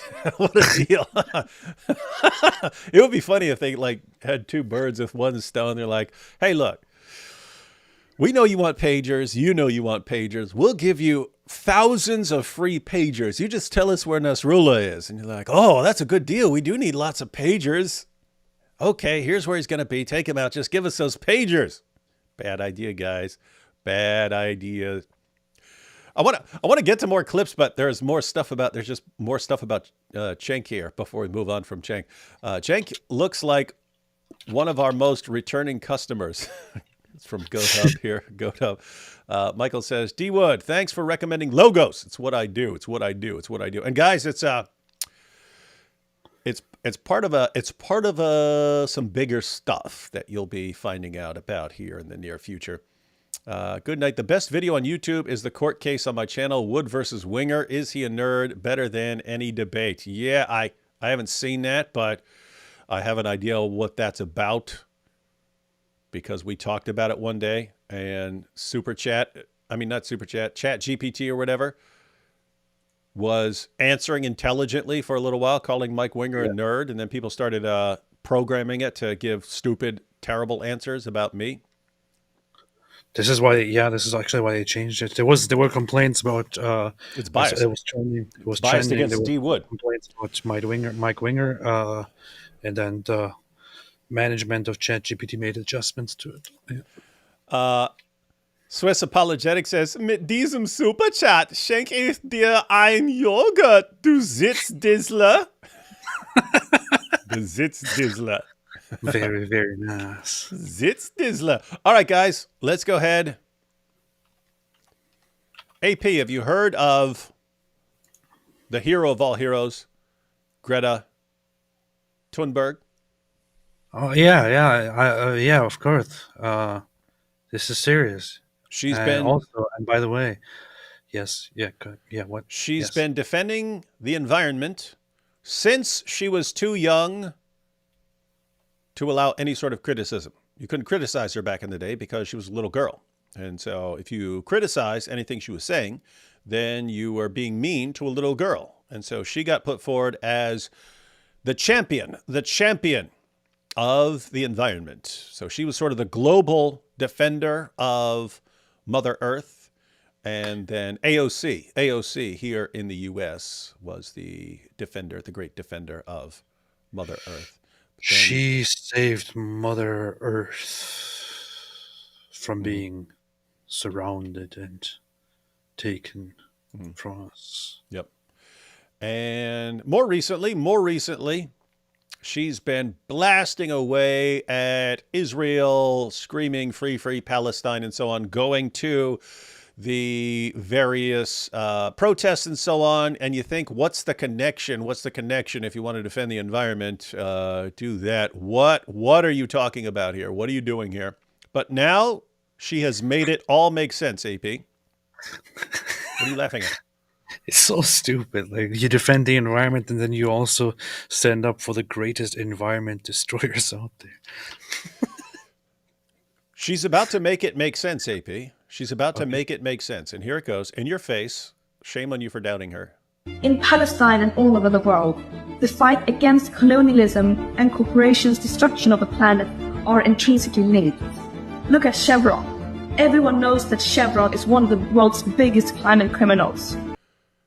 Everyone knows, AP, that Chevron is one of the world's biggest climate criminals. Now, you may think, because you have no clue what you're talking about, AP, you may think there's no connection, but you're wrong. Wait for it.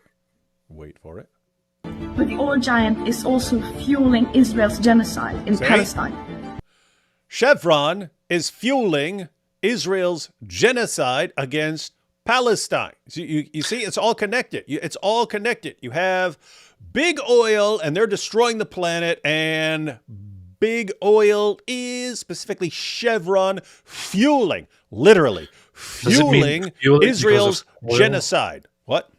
Because of oil, they're fueling with oil the genocide. Is that what? I don't know, because you could mean that literally, and like they're literally fueling that. This is literally the weirdest thing I've heard today.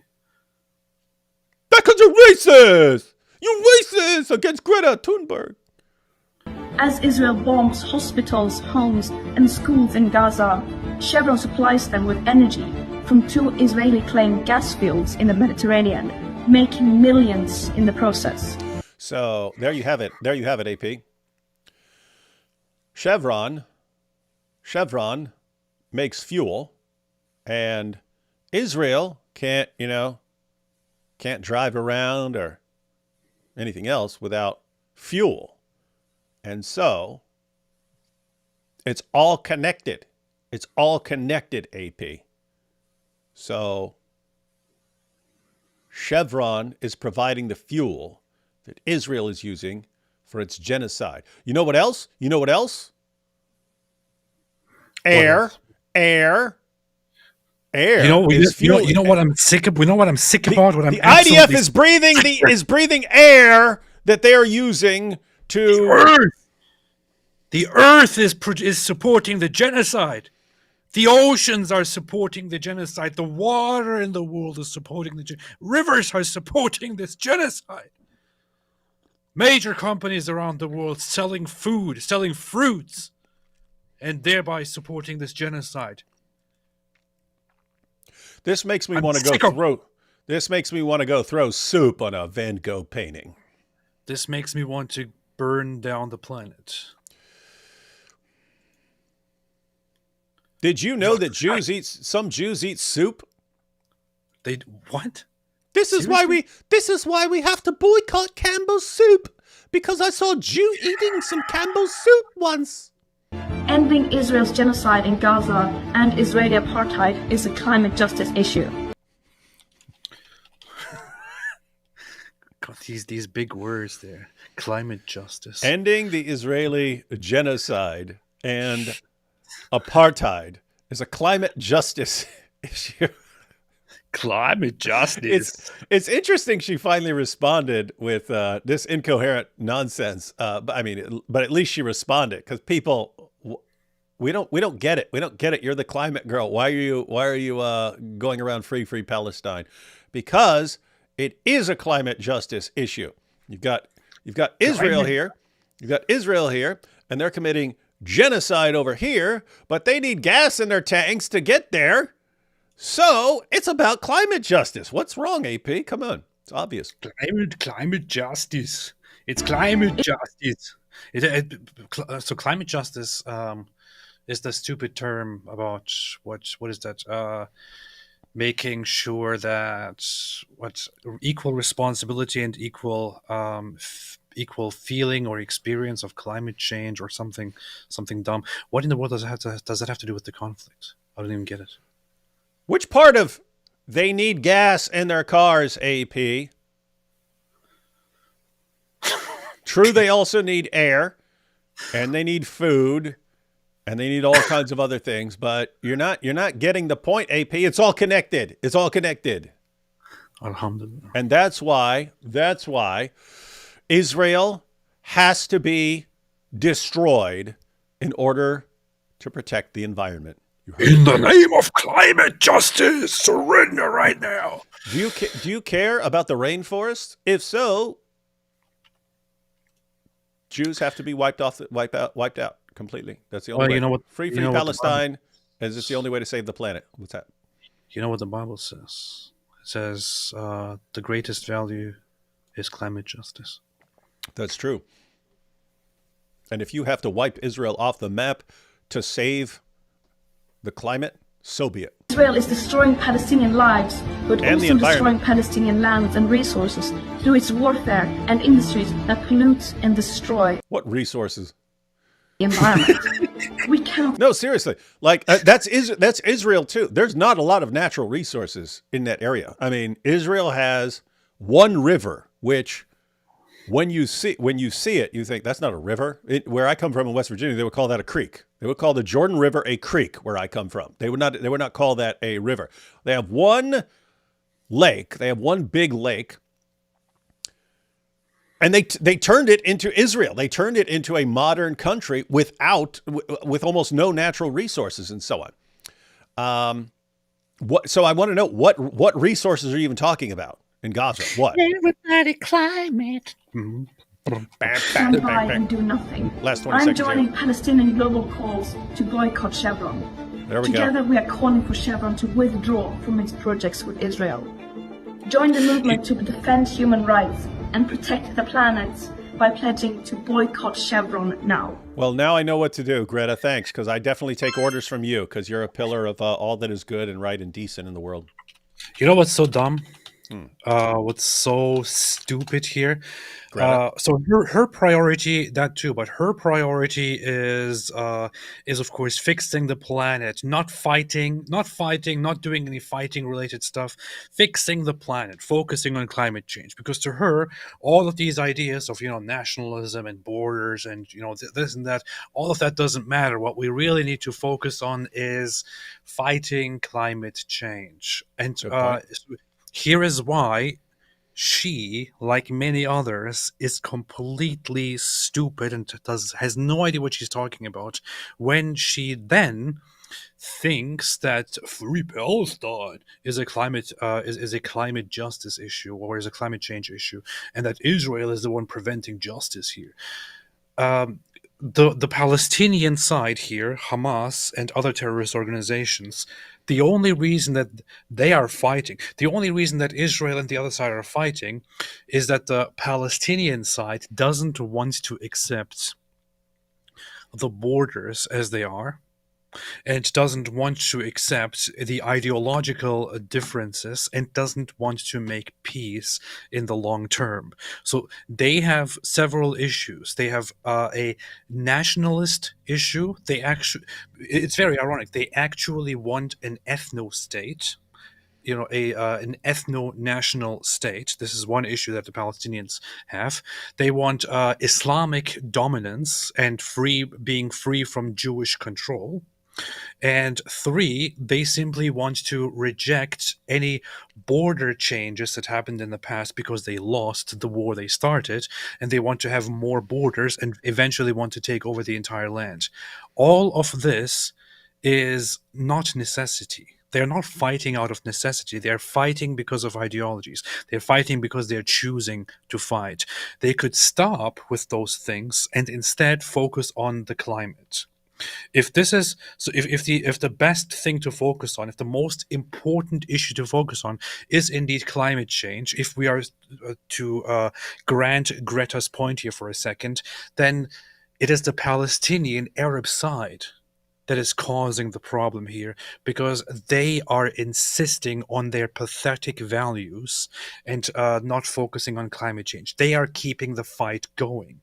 By oppression, what they mean is that they are not getting what they want. They are not getting their ideal Palestinian state or their ideal Palestinian borders. Israel isn't doing anything. Israel is not doing anything to anybody. Israel's not doing anything to anybody. They literally blew terrorists' balls off, AP. That's not anything to you? Okay, guys, if someone blows your balls off, they haven't done anything to you. Well, those terrorist balls were polluting the planet. We saved the environment from terrorists. Dude, that's how they should be responding to Greta. What are you talking about? We saved the planet from terrorist balls. If Israel, all Israel wants is to coexist. Okay, you can argue about all kinds of different, religious ideals and different national identity ideas and all of that. None of those things are actually the agreed majority opinion of Israelis. The primary thing that Israelis want more than anything else is to simply live in peace. And the greatest thing that they would want from the other side is to be just like them and to focus on building and to live in peace. The only reason Israel is fighting right now is that the other side will just not leave them alone because they're savages. So it is the other side that is causing this entire problem. And when Greta comes here and acts like it is Israel that is causing the problem and is causing climate change problems, then she is just an idiot who doesn't know what she's talking about. She sounds like she's supposed to be intelligent. She's supposed to be well informed. She's supposed to be smart. She is? I've never gotten that from her. She is an absolute idiot when it comes to geopolitics and their relation to climate change. Why is anybody listening to this kid? Well, AP, then I have one question for you. If we can agree that Israel is destroying the environment and the planet by using Chevron fuel in their tanks and vehicles that they're using to carry out their genocide, then can we conclude that Palestinians who go and jump the fence and kill and slaughter as many Israelis as possible are therefore fighting for climate justice? Yes. You heard it here, folks. I don't know what you just asked, but yes. All right. I agree with it. A couple super chats here, and then we're gonna take a look at some stuff from your friend, your good buddy, Dan Bilzerian. Dan Bilzerian. Dan Bilzerian. Seems like a slimy dude, but a pretty good guy. I don't know. Jack Ray says, I bought Logos Gold during your show last week, but then I went back and upgraded to Platinum. Good idea. Guys, and just remember, because it's pretty cool. A bunch of people are saying they grabbed Logos when I told them about it. But keep in mind, you got to use it. So that's why I keep saying, watch the tutorials and then start using it. Make it a normal part of your life. It will be very, very, very, very cool. Logos is the best. I have a very good package with Pillar commentaries and New Word Bible commentaries. I wanted to write about Muhammad too, but the chat is not allowing it to be sent. Oh, you mean the chat here? Yeah, sometimes it does that. I've mentioned this before. The YouTube algorithm actually picks up on certain things and then doesn't allow people to post certain things, but it seems to be individualized for the person. Like I've had it where I'm trying to post a chat and you have to do it by trial and error if you're trying to post something and it won't go through. And then so you like delete a word and change it to a different word and stuff. You keep doing that and you find out which word they're blocking you for. They're stopping the comment going through. And so I think, oh, using this word, that's what they're blocking. But then I'll see other people using that word. And so it seems like the algorithm is coming up with personalized plans for what they will and will not allow people to say. Jesse says, I keep telling you guys, FAR 4 is on the UN payroll. Hey, did you see? I didn't follow the story. I only saw some tweets about it, but it was something like they found the Hamas representative in Lebanon and they caught him and he was working for the UN relief agency. Yeah, I saw something like that. Yeah, you have the Hamas representative in Lebanon and they get him and they find out he's actually working for the UN. And he's the representative. People are No, he was. So the representative turned out to be a direct employee of the UNRWA, which is the United Nations Refugee Agency for the Palestinians. So is directly involved. Yeah, that's what came out. Interesting. But probably nothing weird going on. Probably nothing shady. It's just whatever. If you are Palestinian, it's okay to be a terrorist. Sehr interessant. But if you have a problem with Hamas representatives being in the UN, you're racist. It's the only possible explanation, according to Cenk Uygur. You are racist.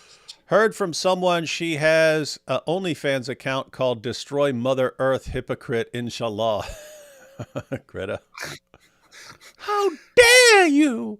How dare you? Yet not a word about Hezbollah's ecocide setting fires with bombs in the north of Israel for the past year. Hypocrite. Yeah, what about all those missiles and stuff? And then they start all those rockets and they start fires and they burn up a lot of fuel. I don't know what's going on, man. I don't know. I don't know what's going on. Sar says, you would think she'd love Israel. Have you been to Israeli towns during Shabbat and holidays? Yeah, you'd think so. I mean, Israel's the one that's like cleaning the water and supplying water to other nations in the Middle East and so on. Which is very based. Before the UN existed, the League of Nations already acknowledged the right of the Jews to their entire homeland. Yes. Is that true or a lie? It is absolutely true. There is a document that is called the Mandate for Palestine, which was 1920, was formalized 1922. And people just get this wrong because Palestine at that time simply referred to the region Palestine, in which the British, together with the League of Nations, called it temporarily, going by the tradition of Romans referring to it as Palestina. And the document clearly says, so the document, you can find it online on different sources, the Avalon Project and others.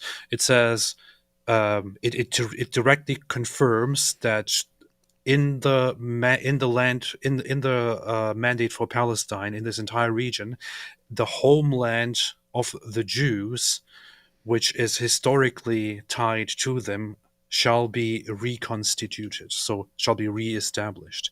This is exactly pointed out in that document. Later on, this changed. They started splitting the area and so on. So you're saying that the League of Nations already acknowledged that yes, the Jews can destroy the planet? Yes. They said Jews have the right to destroy the planet, and we love them for it. Jack Ray says, Greta should just go ahead and grow a square mustache to go along with her speeches. Does she wave her hands around and shout too? Did you say Jack racist? Hey, there is something interesting here. There is something interesting here. AP, I've talked repeatedly, many, many times about what's going on with people psychologically, that when you are not in a state of ongoing conflict and I don't mean like, it doesn't have to be like war or something like that. I mean, just in your daily, how you live your life. If you go back to the 80s or 90s generally in Western nations, it can be different in certain areas, but generally, there's not a lot of conflict during your day. You go to work, you go home, you watch TV, hang out, you have dinner with your family and stuff. There's not a ton of conflict. There are times when there's conflict. You get into an argument or something like that, but most of your time, there's not a conflict. Now, all day, every day, it's a conflict of some kind. And that changes your brain, how you think and so on. And long story short, and I'll probably make a video about this at some time. Long story short, when you feel like you're being attacked, you have a strong inclination to join a group for your protection. Doesn't mean protection from physical violence and so on. You want to be part of a group. It's going to defend you against whoever's attacking you, even if they're attacking you with, like arguing with you or something like that, or condemning you or calling you names or something like that. So people join a group, and then those groups, because they're set up as hostile against each other, they polarize and so on. What's interesting is I just mentioned them, the champions of climate justice in the world. The two people who come to mind as the main representatives of that position are Greta Thunberg globally and AOC in the US. Why am I pointing this out? Because if you're really concerned about the environment, then you should be choosing representatives who are most likely to get other people to agree with you. How do the two champions of the movement, how did you pick the two people on the planet who are least likely to get anyone on the other side to agree with them?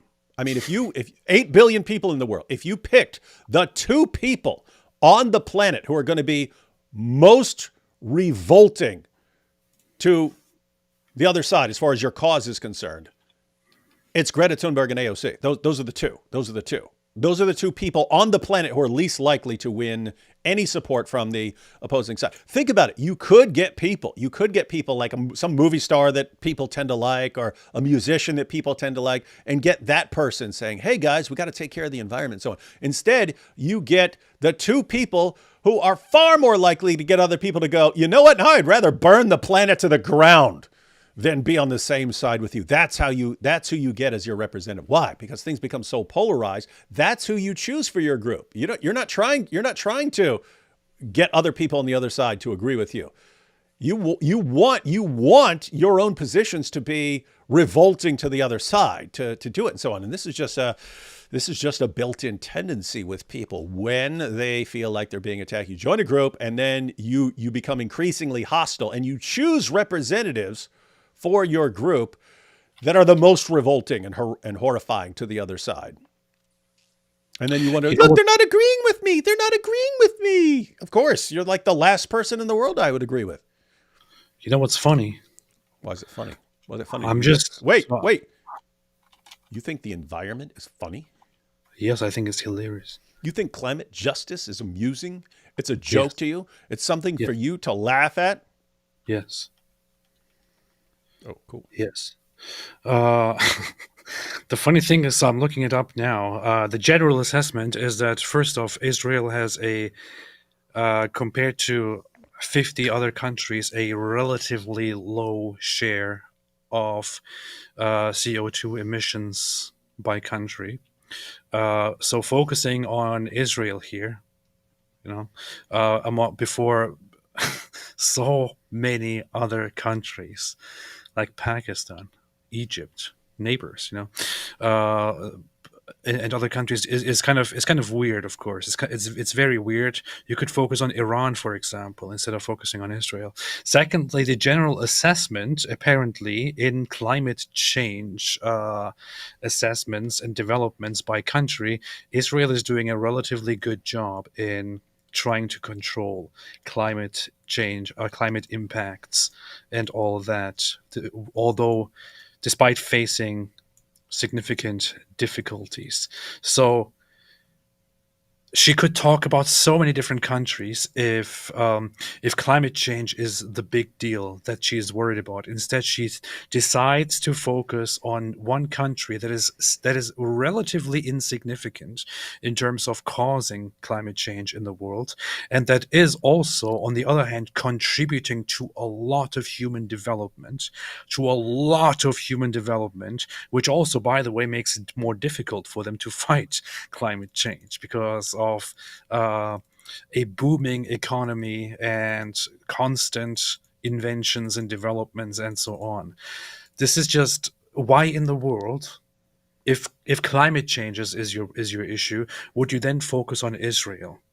Because it's the popular thing. Because because people focus on it because it's Jews. Because it's popular among Muslims, and among leftists and communists and all that. This is just Greta is here being simply another little puppet of the current agenda driven by the leftist mindset that gives the world nothing at all except embarrassment and stupidity.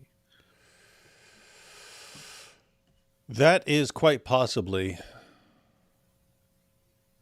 the most racist thing I've ever heard in my entire life. And I mean, keep in mind, she's on the autism spectrum, so you're not just hostile against a girl who was a little girl several years ago.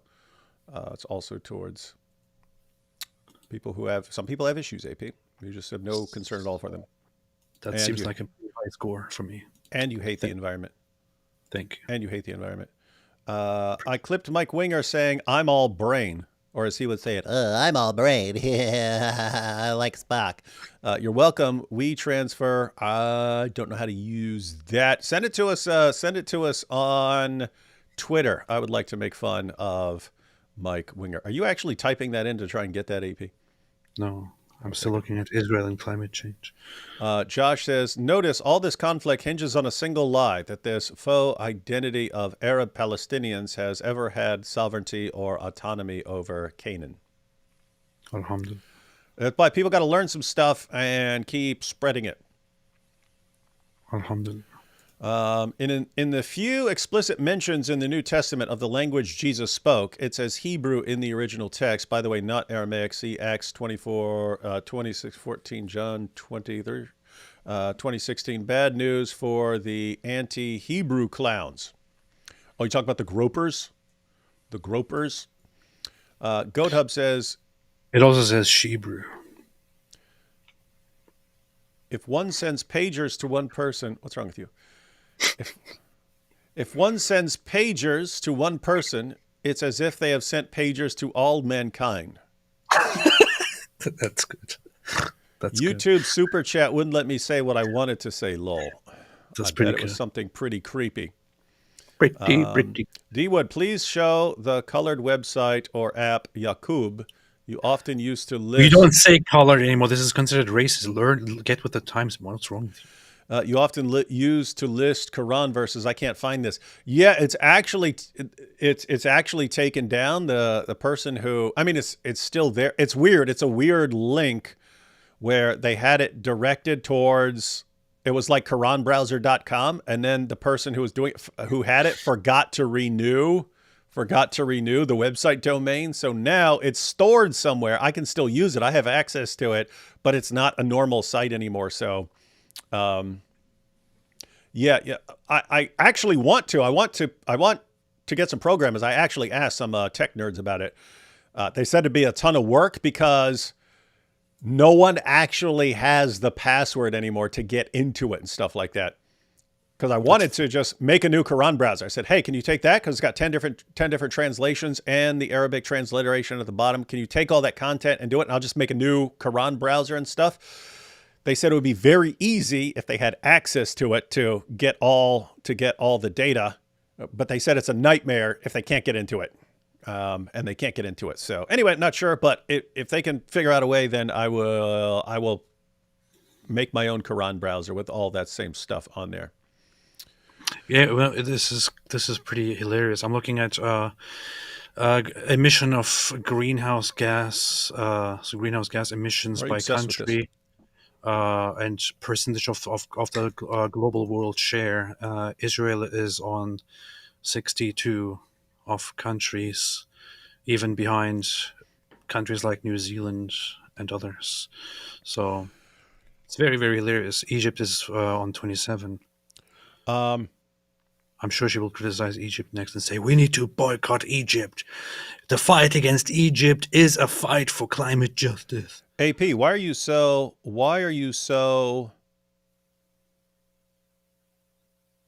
It is in our best interest to fight Pakistan, which is in the top 20. Why are you so obsessed with climate justice, AP?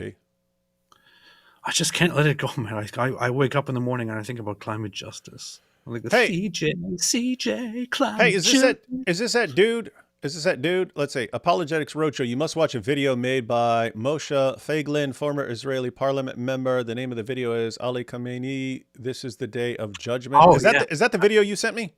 Yeah, that's what I did watch that. I did watch that, Joby Bar. I did watch that. What do you think? Very, very mean of him not to surrender to Iran and instead talks all kinds of trash about how, dude, God only helped you so you could help the Jewish people. And then you only exist right now because of us, because we took out Saddam's nuclear program. It's pretty based. It is on the based side of things. It's on the based end of the spectrum, ladies and gentlemen. It is on the based side of things. I normally don't watch videos that are longer than 2 seconds, but I sat down and turned it on, and I was like, "This is interesting." It was very dramatic, so I watched the whole thing through. Not entirely sure what to think of it. I thought maybe I should review that sometime live. You could.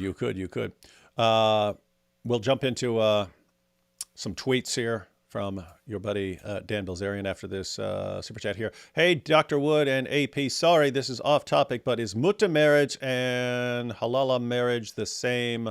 I know it is the same for its brutality. No, they're not the same. Mutta marriage is just prostitution. So you are away from your wife, you hire a prostitute, but you have to do it the Islamic way. So you actually marry her for an hour, 3 hours, 5 minutes, whatever you need, and you actually get married to her. So that is your wife for that time. So you pay her just like you pay a prostitute. Very frequently they will, it's actually arranged. It was actually arranged by someone else. You have Muslim clerics and so on involved in this and so on, doing this. So that's what mutta is, straight up prostitution. Halala marriage, that is where a man divorces his wife. In Islam, he cannot, if the woman wants to get remarried, they cannot get remarried until she marries someone else and has sex with him. And so if you're like in Islam, if I'm married to my wife. If I divorced her, I say, get out of here. I divorce you. And we are officially religiously divorced if we are Muslims. Then if we reconciled later and we said, you know what? Let's get back together. We're the parents of these kids and so on. Let's get back together. In Islam, we could not do that until she gets married to another guy and they consummate the marriage. Then she can divorce him, and then she can remarry me. That is the most insanely stupid thing I've ever heard in my entire life, with the possible exception of breastfeeding adult men to avoid any sexual tension. But that is Islam. There needs to be some list of like the stupidest Islamic teachings. But that would definitely be one of them. Alhamdulillah. All right, now are you ready for your boy? I still don't know anything about this guy apart from the couple tweets that I've read and hearing you rant and complain about him. But guys, we have this guy Dan Bilzerian, and check this out, AP. We have Hassan Shibli saying, What I have seen from Dan Bilzerian should inspire many Muslims and put many others to shame. And here they are. They caught him sitting on a couch reading the Quran. It's so weird how so many of these social media influencers, they just get caught reading the Quran. They're just sitting there minding their own business, and people are taking pictures and videos of them. I mean, we saw Andrew Tate. Andrew Tate was in his bedroom with the Quran resting on his balls while he's wearing some Daisy Dukes. And who was it? Was it Tristan? Was it a girl? We don't know. We don't know who caught him, but they caught him. They got a picture of him. It's weird. You got these social media guys, and people just keep catching them right when they're reading the Quran. Ah, you caught me. You caught me reading the Quran. I sit around on this couch reading the Quran, but you caught me with your picture. You got me. Oh, it's a good thing you took that. Oh, don't share that. No, don't share that on social media. Then everyone's going to know. Then I'm going to get praised by all the Muslims for reading the Quran. Don't do that. Don't share that. Come on. Come on. I'm trying to mind my own business reading here. Come. What a freaking clown show. Oh my goodness. So that's, and then they get praised for it. What I've seen from Dan Bilzerian should inspire many Muslims and put many others to shame. I saw him reading the Quran. Everyone should be put to shame. I mean, serious, you praise someone for doing something that's obviously just trying to get clicks. I mean, obviously. I mean, imagine some 20-year-old blonde Scandinavian girl. Oh, look, here's me reading the Quran. Hee. All she has to do is post that. Millions of views. Alhamdulillah, the power of the Quran is impressing everyone. No, you've just made it a very easy way for any idiot on the planet to get instant attention. AP, before we check out these tweets, what do you know off the top of your head about Dan Bilzerian? All I know is he was connected to, you've pointed out he's kind of like Andrew Tate or something like that. You could say that in a way. Well, he's a gambler. He is rich boy. I remember rich boy, born rich, right? He was born rich. He was rich. He got Must all be of nice. From his daddy, must be nice, and started spending it on gambling, lost a bunch of his money, got his lenders into trouble by losing it, and being able to repay it, had to liquidate his house, I think. Is known for doing weird things, like with his losing and diminishing money, hiring prostitutes and making video shoots with them, hiring porn actors and having them over, and then taking a bunch of photos with them, taking porn stars and prostitutes with him to shooting ranges and making videos, dramatic videos about shooting things. Is it safe to say this guy likes attention? Yeah. Okay. Had a video of decided to record a video where he invites a porn star and then throws her off his rooftop, but then actually injured the woman when they did that, and also at some point got into a fight in a club and ended up kicking a model in the face. That's like Andrew Tate. He like busted a woman's face or something like that. For which he got a lifelong ban from the club. Later, he clarified that he did this to stop a fight, but it's kind of an odd way to stop a fight by kicking a woman in the face. Well, that's how I stop fights, because then everyone's distracted. They're like, "Hey, what were you fighting about? This dude's over here kicking this woman in the face, man. He's over there kicking this woman in the face. I don't know what we were fighting about, but this guy's over here kicking a woman in the face. Hey, let's stop fighting." You see, he brought about world peace. And he is one of those people who have no reason at all to be known if it weren't for the fact that his daddy had money. That's it. Must be nice. And so you have agreed that he likes attention. He likes attention. And so right here, someone caught him. Someone caught him reading the Quran. You caught me. You caught me. And then the Muslims are praising him for being the greatest man ever because he's reading the Quran. He's putting everyone to shame. He's putting Muslims to shame. He's putting others to shame by reading the Quran for a photo op. Reading the Quran for a photo op. Anyway, people responded to this. Let's go rabbit hole here. So 9MMSMG responded, said, weird. I wonder what the next step is, right? So, well, it looks like he had responded earlier and said, what at the bottom? Legitimately, I'm starting to believe there is an active financial pipeline being directed at popular influencers to convert. If Dan does, I'll feel vindicated in my assumption. So he had posted that, and then he posted, weird. I wonder what the next step is. I have to say, though, so are there people being paid to convert? I'm sure there are, because I've heard from two separate, I mean, you're talking opposite sides of the ocean, Arab Christian pastors, one in the UK, one in the US, who both told me they were offered endless trunks of money to convert to Islam and to say it was because of the power of the Quran and the amazing evidence of the Quran.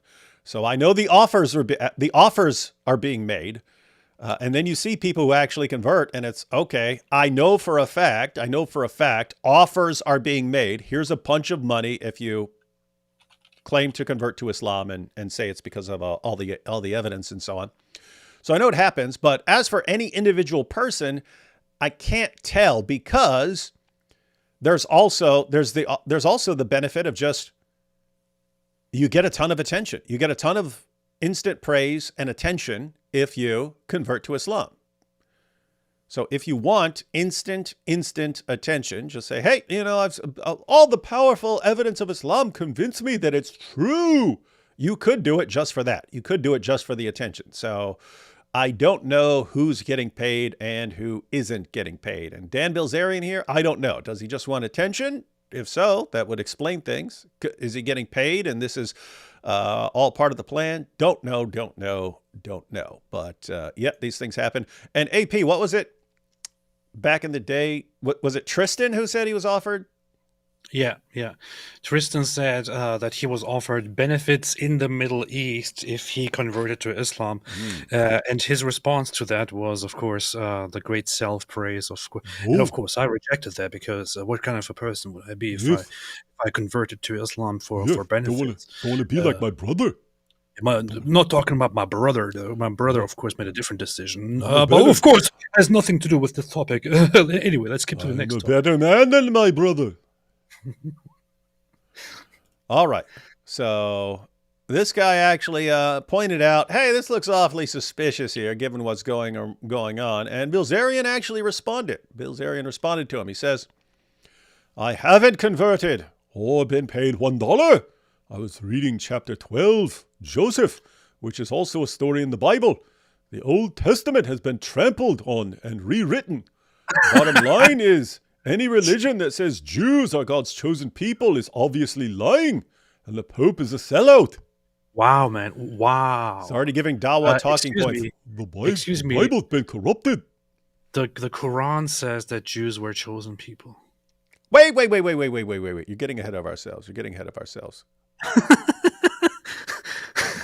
This is so stupid. Should I show him, AP, what you just said? Should I show him what you just said? This is so, guys, so stupid. So think about how stupid this is, ladies and gentlemen. It's like, I'm sick of the Bible talking about Jews being chosen to be a light to the Gentile. You can't say they're called chosen Jews. That's nonsense. So I'm turning away from that. I'm going to the Quran. The Bible's been corrupted, even though the Quran says no one can corrupt Allah's word. But so I'll just go to the Quran, because that's going to show me the truth about the Jews. And this is one example of many, ladies and gentlemen. Surah 2, verse 47. O children of Israel, remember my favor wherewith I favored you, and how I preferred you to all creatures. This is funny, because the Quran even makes it more, explicitly over and over again, referring them to all others. The Bible doesn't even make it, turn it into such a thing where they are actually better than everyone else or preferred to everyone else.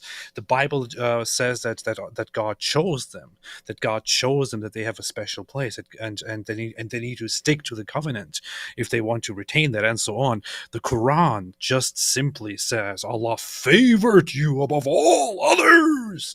It's actually the Quran that elevates them more than the Bible ever does. It's so funny. Yeah, and so guys, just to recap here, just to recap, someone responds, "Hey, come on, this dude's sitting around reading the Quran. Seriously, you're not getting paid. What's going on here?" And then, "There's a reason I'm reading the Quran. There's a reason the Old Testament talks about God choosing the Jews. I can't believe that. I can't believe that I have to reject the Old Testament that is affirmed by the Quran. And so I go to the Quran. Any religion that says Jews are God's chosen people is obviously lying." What is that? Any religion that says Jews are God's chosen people is lying. Any religion. Doesn't matter what the religion is. Any religion on the planet. Here's the Quran. "O children of Israel, remember my favor wherewith I favored you, and how I preferred you to all creatures." All creatures. All creatures. What? That, ladies and gentlemen, is the world-renowned scholar of religions, Dan Bilzerian, being as stupid as possible. All right, just kind of one more thing I wanted to check out from your buddy Gad Saad. We've both been on his show, haven't we, in the past? I had him on my show. You had him on, yeah, you had him on your show. I was on his show because I just want to make a comparison here. I just want to make a comparison here. Just to solidify this whole thing here. The Bible says in Deuteronomy 7:6 the following: "For you are a holy people to the Lord your God. The Lord your God has chosen you to be a people for his own possession out of all the people who are on the face of the earth." It does not imply anywhere any sense of being superior to all creation. And now, what does the Quran say again, David? And what is the verse again?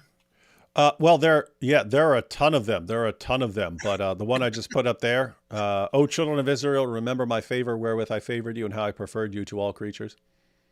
Yeah.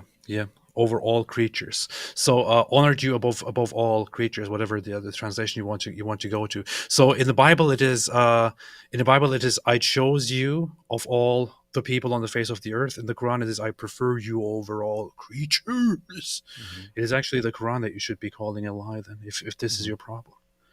And he doesn't get it, and it can be pointed out to him. He won't get it. And the Dawa guys will praise him even though they know what the Quran says. Wild stuff, man. This is stupid, man. People really don't need to. People really need to get one thing. Chosenness is not about superiority in the biblical idea, but people think it is, and in Islam it actually is.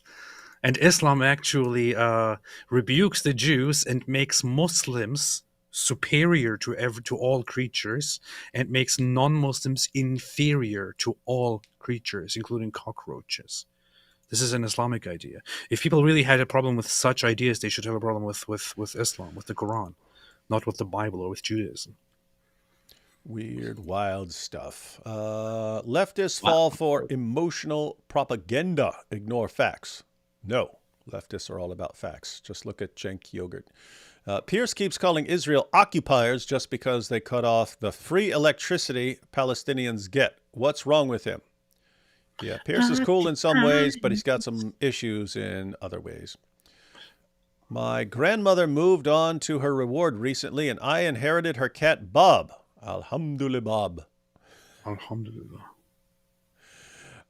Freddie A says, I'm blown away. Muhammad breastfeed from a guy.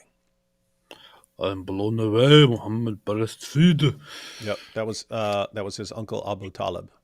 Hard times create strong men create good times create weak men, and weak men create hard times. Michael Hop. Yeah, no. That's not true. Hard times create David Wood and AP. David Wood and AP create good times. Good times create Cenk Uygur, Mike Winger, Greta Thunberg. And Mike Winger, Cenk Uygur, Greta Thunberg create hard times. This is all wrong. It's actually I fixed it. It's actually God creates strong men. God creates good times. God creates weak men, and God creates hard times. That's how it's supposed to be. I remember how that played out one day on Twitter. That was funny. Something tells me Christians won't be catching on to the trend of scripture ball reading photo ops anytime soon. Proof week. Yeah, Christians, we don't keep getting caught. Look at me. I'm just sitting here. The right way to read it is to put it on your balls. That's the right way to read scripture. How dare you read it otherwise? Dan Dave says, Islam is a male chauvinist dream. It is a supremacist belief system where every other group is inferior to Muslim men. That's why Tate likes it. Ha! Well, if that's all true, where do I sign up? Philip Palestino, some Philip Alfonso says, Free Palestine. Get out with your scam. We don't want the scam here. We don't buy the scam. You say free, but you're trying to sell it to us for some other stuff. We don't want it. We don't want you free Palestine. We don't want you 50% off Palestine. We don't want you buy one, get to one free Palestine. We don't want any of that stuff. Please stop advertising. Yeah, and that funny. They can't even give this away. They can't even give it away. Yeah. That should tell you something. You can't even give that stuff away for free. Stupid. Convert to Islam. Dr. Faustus, anyone? What's with all the German references? Isn't Jami at-Tirmidhi 2653 Sahih, Dead Sea Scrolls, and New Testament manuscripts from century before Momo destroying the Dawa script about Bible corruption? That would be the passage where Muhammad says that Jews and Christians have the Torah and the gospel, right? Let's see, Jami. The Torah and Injil are with the Jews, and the Christians. Yeah. What do they avail of them? Yeah, this is what it is. What do they avail of them? Yeah, that's an important hadith. That's an important hadith because it's the reasoning employed. Because if you say, if you were to tell a Muslim, Muhammad said that the Jews and Christians have the Torah and the gospel, he would say, oh yes, they have corrupted versions, not the true versions. But Muhammad in that hadith, he says that knowledge is going to depart from the Muslim community. And a Muslim objects and says, what are you talking about? We have the Quran and we read it, we recite it and so on. And Muhammad's response is, well, you think that's gonna help you? Jews and Christians have the Torah and the gospel, don't they? Now that would not work as a response if Jews and Christians had a corrupt Torah and gospel. If we had a corrupt Torah and gospel, then the reason knowledge has departed from us will be because we corrupted our scriptures. So it wouldn't be a defense of his claim that knowledge is departing from the Muslim community.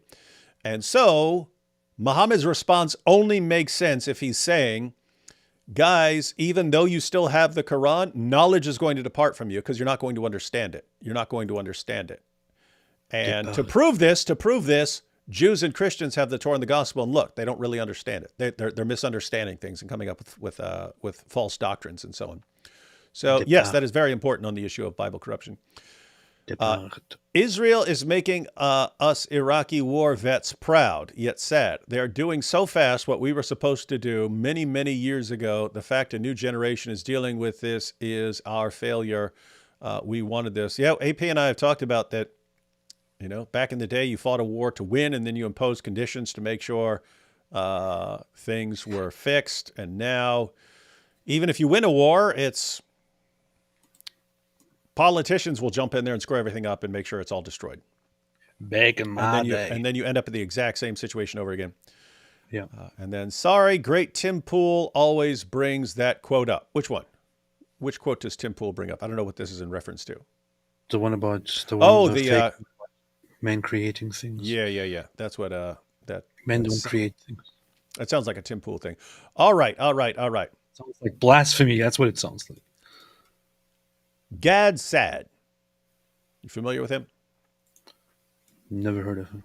I still think we should read his recent book and do a review. It sounds like the sort of thing I would be very interested in. Which one? his parasitic mind. Parasitic Mind. I already read it, man. I know. That's what you said. Well, you listened to it on Audible. It's not the same thing. Yeah, it is the same thing. I think if I read it then we could actually review it because you've listened to it.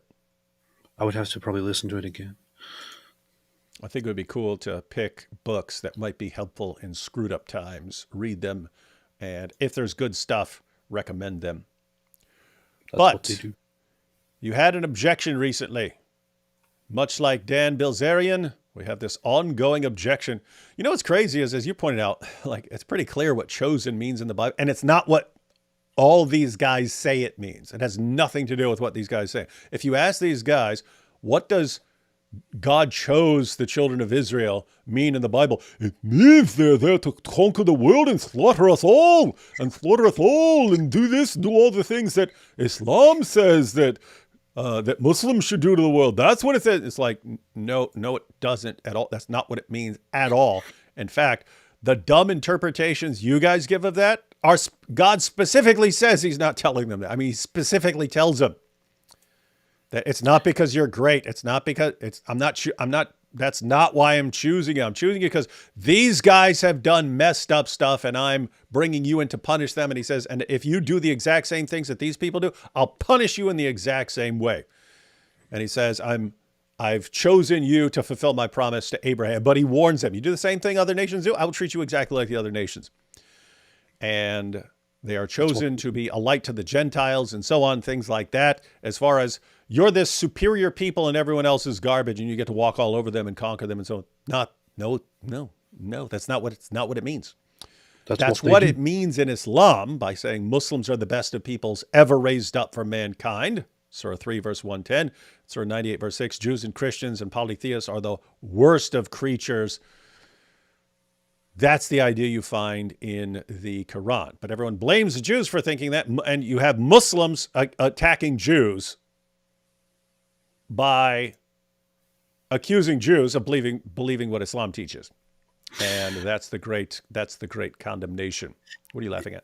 You know, it's so ironic. The video that I sent you, of the Jewish guy talking to Khamenei. Mm-hmm. So the guy talking is Moshe Feiglin, and he is known as a very hardline, right-wing, far-right religious guy in Israel. So that guy is considered very, hardline, right-wing nationalist guy. But you see what he says in the video when he talks about the difference between us and you, as he talks to Khamenei. He says that you believe in a world where you impose your beliefs on others, where you force people to do certain things, where you conquer and expand and do this and that. We believe in the opposite. We believe in free will and the choice, giving humans a choice, not coercing anyone to do anything, and so on, letting people choose their own beliefs and things like that. This is the far right guy, the far right Jewish nationalist religious guy. This is how Jewish far right guys actually act and talk. On the other hand, you have the Islamists who actually want global conquest, but everything is upside down. They keep making the Jews look like the world, the ones who are all after conquering the world and subjugating everyone and forcing everyone and so on. It's just so ridiculous, man.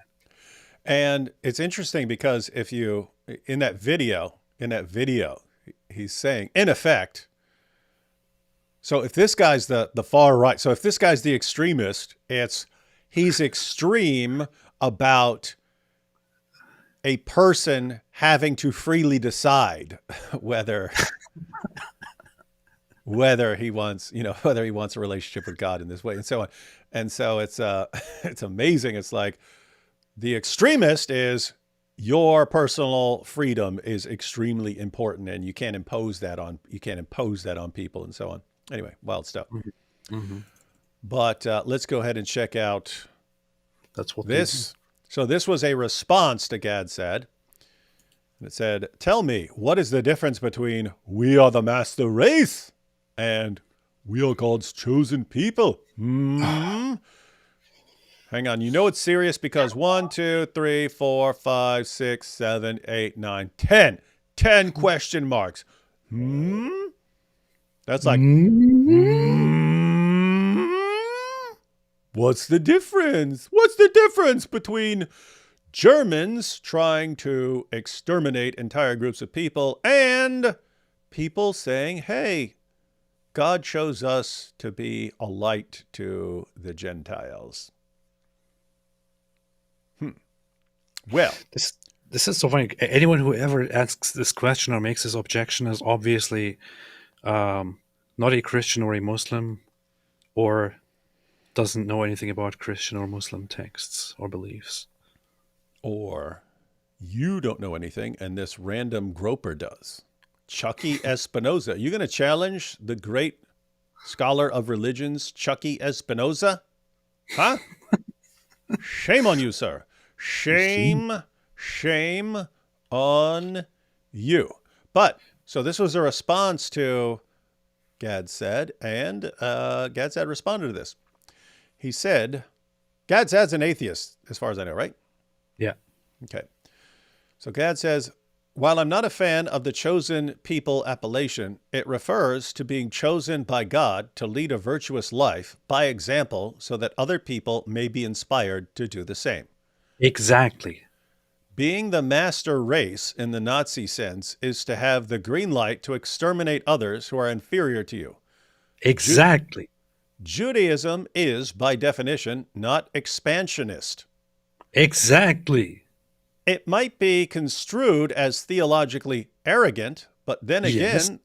so are the other Abrahamic religions, if not much more so. Exactly. Hope this helps.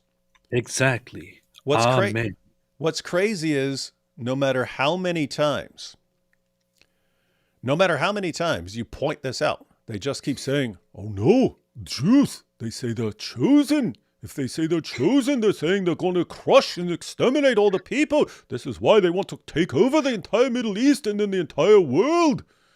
Even though they don't have anywhere near enough people to do it. Look, even in biblical times, even in biblical times, when the Israeli society, when the Jewish society was relatively, warlike, and did value fighting and being strong and defense and this and that, there is one thing that is missing there, which is a history of expansionism, a history of conquest. They didn't do it. Why didn't they do it? Why didn't the Jews, why didn't ancient Israelites go out and think, oh, just as all the others want to conquer, it is now our time to expand and to subjugate all the others, to conquer them and to impose our values on them? No, they were known for staying within a certain land, within certain boundaries. Just staying there. And their big worry was always not that we are trying to conquer, but we are losing. Their big worry is these others are coming to invade us. Why won't they leave us alone? God be with us. God help us. This is biblical. This is biblical, man. It's not history, it's not anything. It is directly biblical, if that's what you want to trust. If you want to trust the history, it is directly historical that they were always confined in this space when it came to statehood and governance. They didn't try to get out of there. They didn't try to conquer everyone else, subjugate everyone else. They didn't try to enslave others and subjugate others. They stood within that space. In today's time, in modern Zionism, in modern Israel, the ambition is once again simply all we want is to exist in peace in this tiny little frickin' place here. This tiny little place here. Tiny little insignificant little place here. How about just let us live here and go and do whatever the hell you want somewhere else? Just allow us this little thing, which has been consistently the idea in the Bible, in history, and today. This is all it is. This is literally all it is. It never had any ambitions of being expansionist and conquering the world or anything like that. The entire idea was the nations of the world, and this is also in the Bible, that the nations of the world are wicked, nations of the world are chasing after the wind, chasing after glory, chasing after this, chasing after that. What you, God's people, are supposed to do is to be good, is to be a light, is to follow his commandments and not be bothered with this nonsense, so that you show others the way to also be holy. That's it. You can get this simply very easily by just reading the Bible, by looking at the history, by, I don't know, talking to Jews, by simply looking at modern Jewish ambitions. You can get all of these things very, very easily. So when people come along here and they're like, oh, no, you're downplaying Jews, you're downplaying Israel, you're making excuses.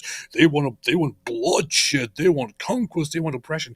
I'm sorry, you are an idiot. You are an idiot. You are completely ignorant and have no idea what you're talking about. You're listening to online memes and spending time on forums, online forums, and whatever it is.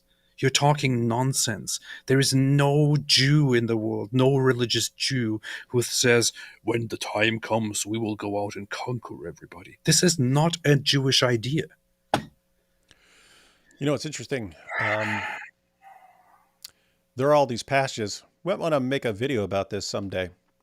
But you have these passages when the children of Israel are about to go into the promised land and so on, that God gives them all these warnings, and it says, and don't touch the land of the Edomites. I have given that to them. Don't take 1 inch of their land. That belongs to them. And then they go up by the Ammonites and the Moabites, and he says, do not touch the land of the Ammonites and the Moabites. I've given them that land as an inheritance. And so you have, Israel's not supposed to be taking over. They're told not to. Your land is right here. I'm giving you this land. As long as you obey me, I'm giving you this spot. That's your spot. There were people on that before. I warned them and gave them 4 centuries to repent of these horrible things, child sacrifice and so on. They refused to repent. Now I'm sending you in. You are going to judge them. If you do those same things they do, I will destroy you like I destroyed them. But don't touch the land of these other people. I'm not giving you that other land. I'm not giving you that land. I'm giving this land. And somehow, every Dawa clan on the planet, but Jews are trying to take over the world. They believe that because they're the chosen people, they get to subjugate the entire world. Although we have to stop them. We have to stop them from conquering the world in the name of their God. That's why we, Muslims, need to obey Muhammad. When he said, I've been commanded to fight people until they say there's no God but Allah and Muhammad is his messenger. You see? What is this, man? It's like we're living in opposite world. I know, it's upside down. Everything is upside down, presented to us. We should make a whole thing about this, man. We should seriously make a whole series about explaining. Just what does chosen mean or something. Just something like you think. I like to go into like deep topics that people like haven't maybe they haven't noticed or they haven't thought about, or I try to give an argument but in a different way that might stick in people's minds. It's really like, no, people need like the most basic, simple information because they're all completely clueless. And it's like, okay, I need like simple facts for people. There is an ancient proverb by the Chinese that goes, the good thing about social media is that everyone can share their opinions. The bad thing about social media is that everyone can share their opinions. Mm-hmm. I remember that. Yeah. That was the great Lao Tzu. Yeah, exactly. Powerful words back then. Powerful words. Let's see. Let's take these remaining super chats. Hey, who is here? He says, AP, please make a song about Muhammad breastfeeding using AI app. Wait, Mo breastfed. Oh, okay. So that's Muhammad being breastfed by his uncle Abu Talib. Now, guys, if you're thinking, hey, wait a minute, that doesn't make any sense for a man to be breastfeeding Muhammad, it was a miracle, something miraculous in the Shia Hadith. And so Muhammad was breastfed by his uncle. And it's funny because if you point out how stupid and silly that is, like people are like, oh, but you believe in miracles too, so how can you say, guys, the hadiths are very late stories and they don't make any sense. So Allah is performing miracles through Abu Talib. Muhammad didn't have any miracles, but Abu Talib, his uncle, did. Abu Talib was a pagan and he never converted to Islam, even though he's been giving these miracles. But that's the point. The whole thing doesn't make sense. Obviously fabricated when they're trying to make Muhammad's birth miraculous in various ways, because according to Islam, Jesus' birth and even afterwards when he's speaking as a baby and so on had this miraculous birth and early childhood and so on. And they try to make up stories about how things were so miraculous for Muhammad. Obvious silly nonsense. Alhamdulillah. But that would be a good song. What do you expect on German Unity Day? Many Germans in this stream and many German references. Please, in Ali Dawa voice. Und wir sind stolz darauf. Und wir sind stolz darauf. That's pretty good. Yep, and we are. That should be clipped. That should be clipped. Omar says, Israel, the only nuke in Middle East country, can wipe out all their neighbors, yet Saudi, UAE, Bahrain, Egypt, Jordan, etc. is more concerned about a nuclear Iran than Israel. That is a good point. You can have people going, oh, Israel. It's like, okay, Israel has nuclear weapons. How many people are terribly worried about Israel having nuclear weapons around there? No one. Everyone around there is terrified of Iran having nuclear weapons. What's that mean? It means people understand even the Muslim nations understand there is a huge difference between Israel and Iran in this entire situation. Omar says, even Saddam calls Iran his biggest enemy over Israel and the U.S. It was, if you're talking about Iraq, yeah.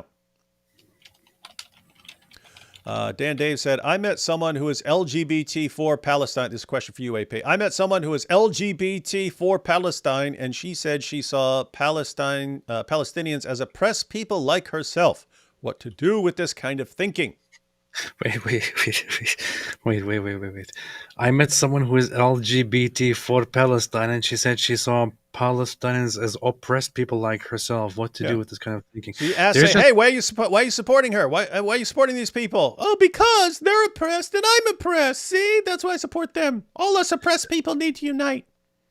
There was a time in the past, or maybe it's just the wrong time of the day. I don't know, but sometimes I think that with some people, it's not necessary to discuss anything. Yeah, Dan Dave, I would play for her the Osho clip and say Osho was talking about you. No, but really, Dan Dave, it's pretty easy and straightforward to look up gays in Palestine, things like that. We know what happens to them. We know what happens to them there. And it's not pretty at all. It's in the West, you are if you're gay or trans or lesbian, whatever, you are oppressed insofar that some people say mean things to you, and you somehow think, if by that definition you think Palestinians are oppressed, then yeah, sure, okay, fine, go ahead. Yeah. Fair comparison. Fair comparison, good enough. Yeah. If you, however, think that such oppression should drive you to go out and mass shoot people and bomb yourself and throw bombs into places and rape people and torture them and set them on fire and kidnap them and so on and execute them, then you have a problem. So, the root cause of the oppression is you have a bunch of terrorists in Gaza and the West Bank who want to annihilate Israel, wipe it off the map, and Israel won't let them do it, and Israel takes precautions to make sure they can't do it, and that is the oppression. And so I'd point out what the actual oppression is, and ask your LGBT friend, hey, are you trying to subjugate and wipe people off the map and then they're stopping you? Is that what you mean by oppressed? Because if not, then you're talking about a completely different kind of oppression. Alhamdulillah. Kenneth says, I'd like to see D. Wood response to the book, God is Not Great. Do people still read that? Anyone still read that? Be careful what you say now. Just, despite my change in thinking, this book was written by the Holy Prophet himself.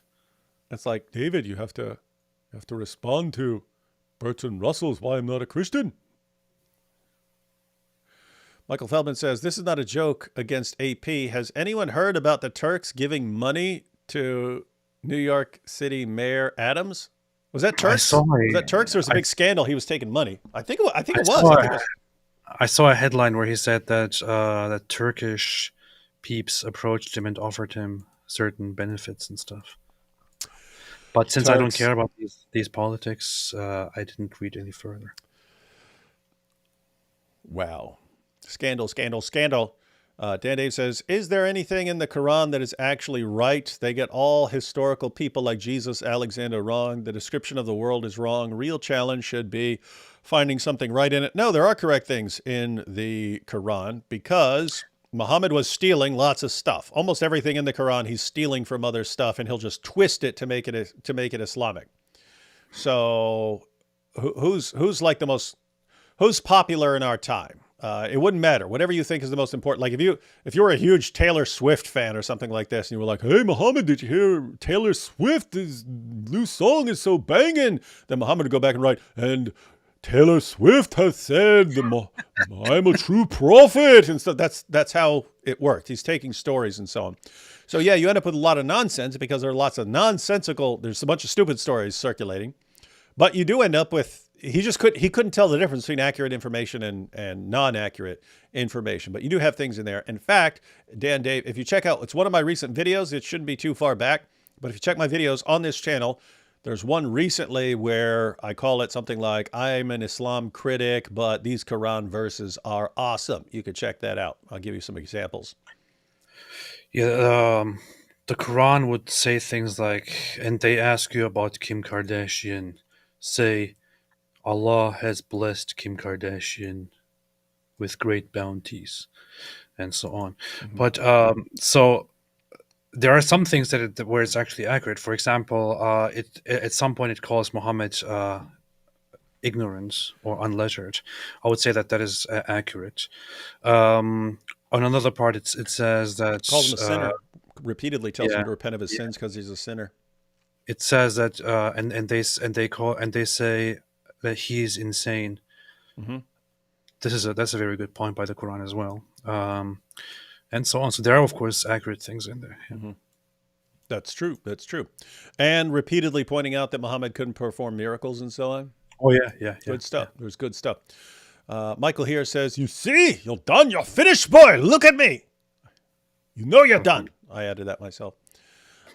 Dan says, why do leftists never consider religious minorities in the Muslim world as oppressed? No tears, no protests for them ever. Why is their treatment not apartheid? That's a really good question. Look at the treatment of Christians in Pakistan and Egypt. You have Yazidis in areas where Muslims have control over them. Hindus in places like Pakistan and Bangladesh. Yeah, wherever you have a religious minority, they are not treated well. They're not treated well, but no protest for them, no tears for them. And their treatment is never apartheid. Why? Doesn't involve Jews. Hamas has executed one of their senior gay leaders. That's what they did. Yeah, that's true. Do. It was several years ago. As he was gay, they executed him. That's weird. The only places LGBT are oppressed are Muslim countries. These people are beyond mental. Give me one example showing LGBT are oppressed in the USA. Yeah, and AP pointed that. What do you mean oppressed? Someone might disagree with you or say I'm not using your pronouns or something like that. That's your oppression here. Some people look at you weirdly. That is literally genocide, man.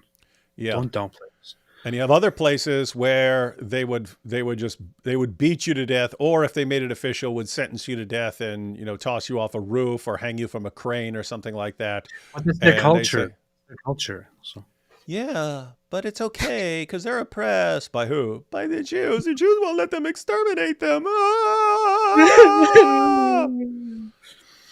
And Van here says, are we in the end times currently with Israel's war?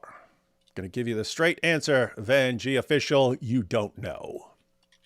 You can always point to stuff and say it's the end times. And it may be the end times. This may be the end times. The end times might not be for another 10,000 years. You don't know. You don't know. All right, everyone. AP, do we know anything that's coming up? Tomorrow we might do a live stream again. Are you available tomorrow? What's tomorrow? Thursday? Thursday. It's Thursday. I think so. Yeah, okay. I believe so. Tomorrow we're going to do a live stream, most likely about something based. Something based. And if anyone didn't see it, if any of you channel members did not see it, there is already a video. It will be public tomorrow, but if you want to watch it now, it is in a community. It's in a community post. You can check it out. You can go watch it now. It is available for channel members. Other than that, we'll see. Yeah, so that'll be public tomorrow morning. That'll be public tomorrow morning. And last super chat here. Muslims ethnically cleanse, genocide, terrorize, and oppress Jews for centuries. Jews exist in their homeland. Leftists, you see, Jews oppress Muslims. That is how things are in a nutshell. Welcome to our world. Opposite world. Upside down world. It's pretty crazy. All right, guys. We'll catch you next time. Stay away from Islam.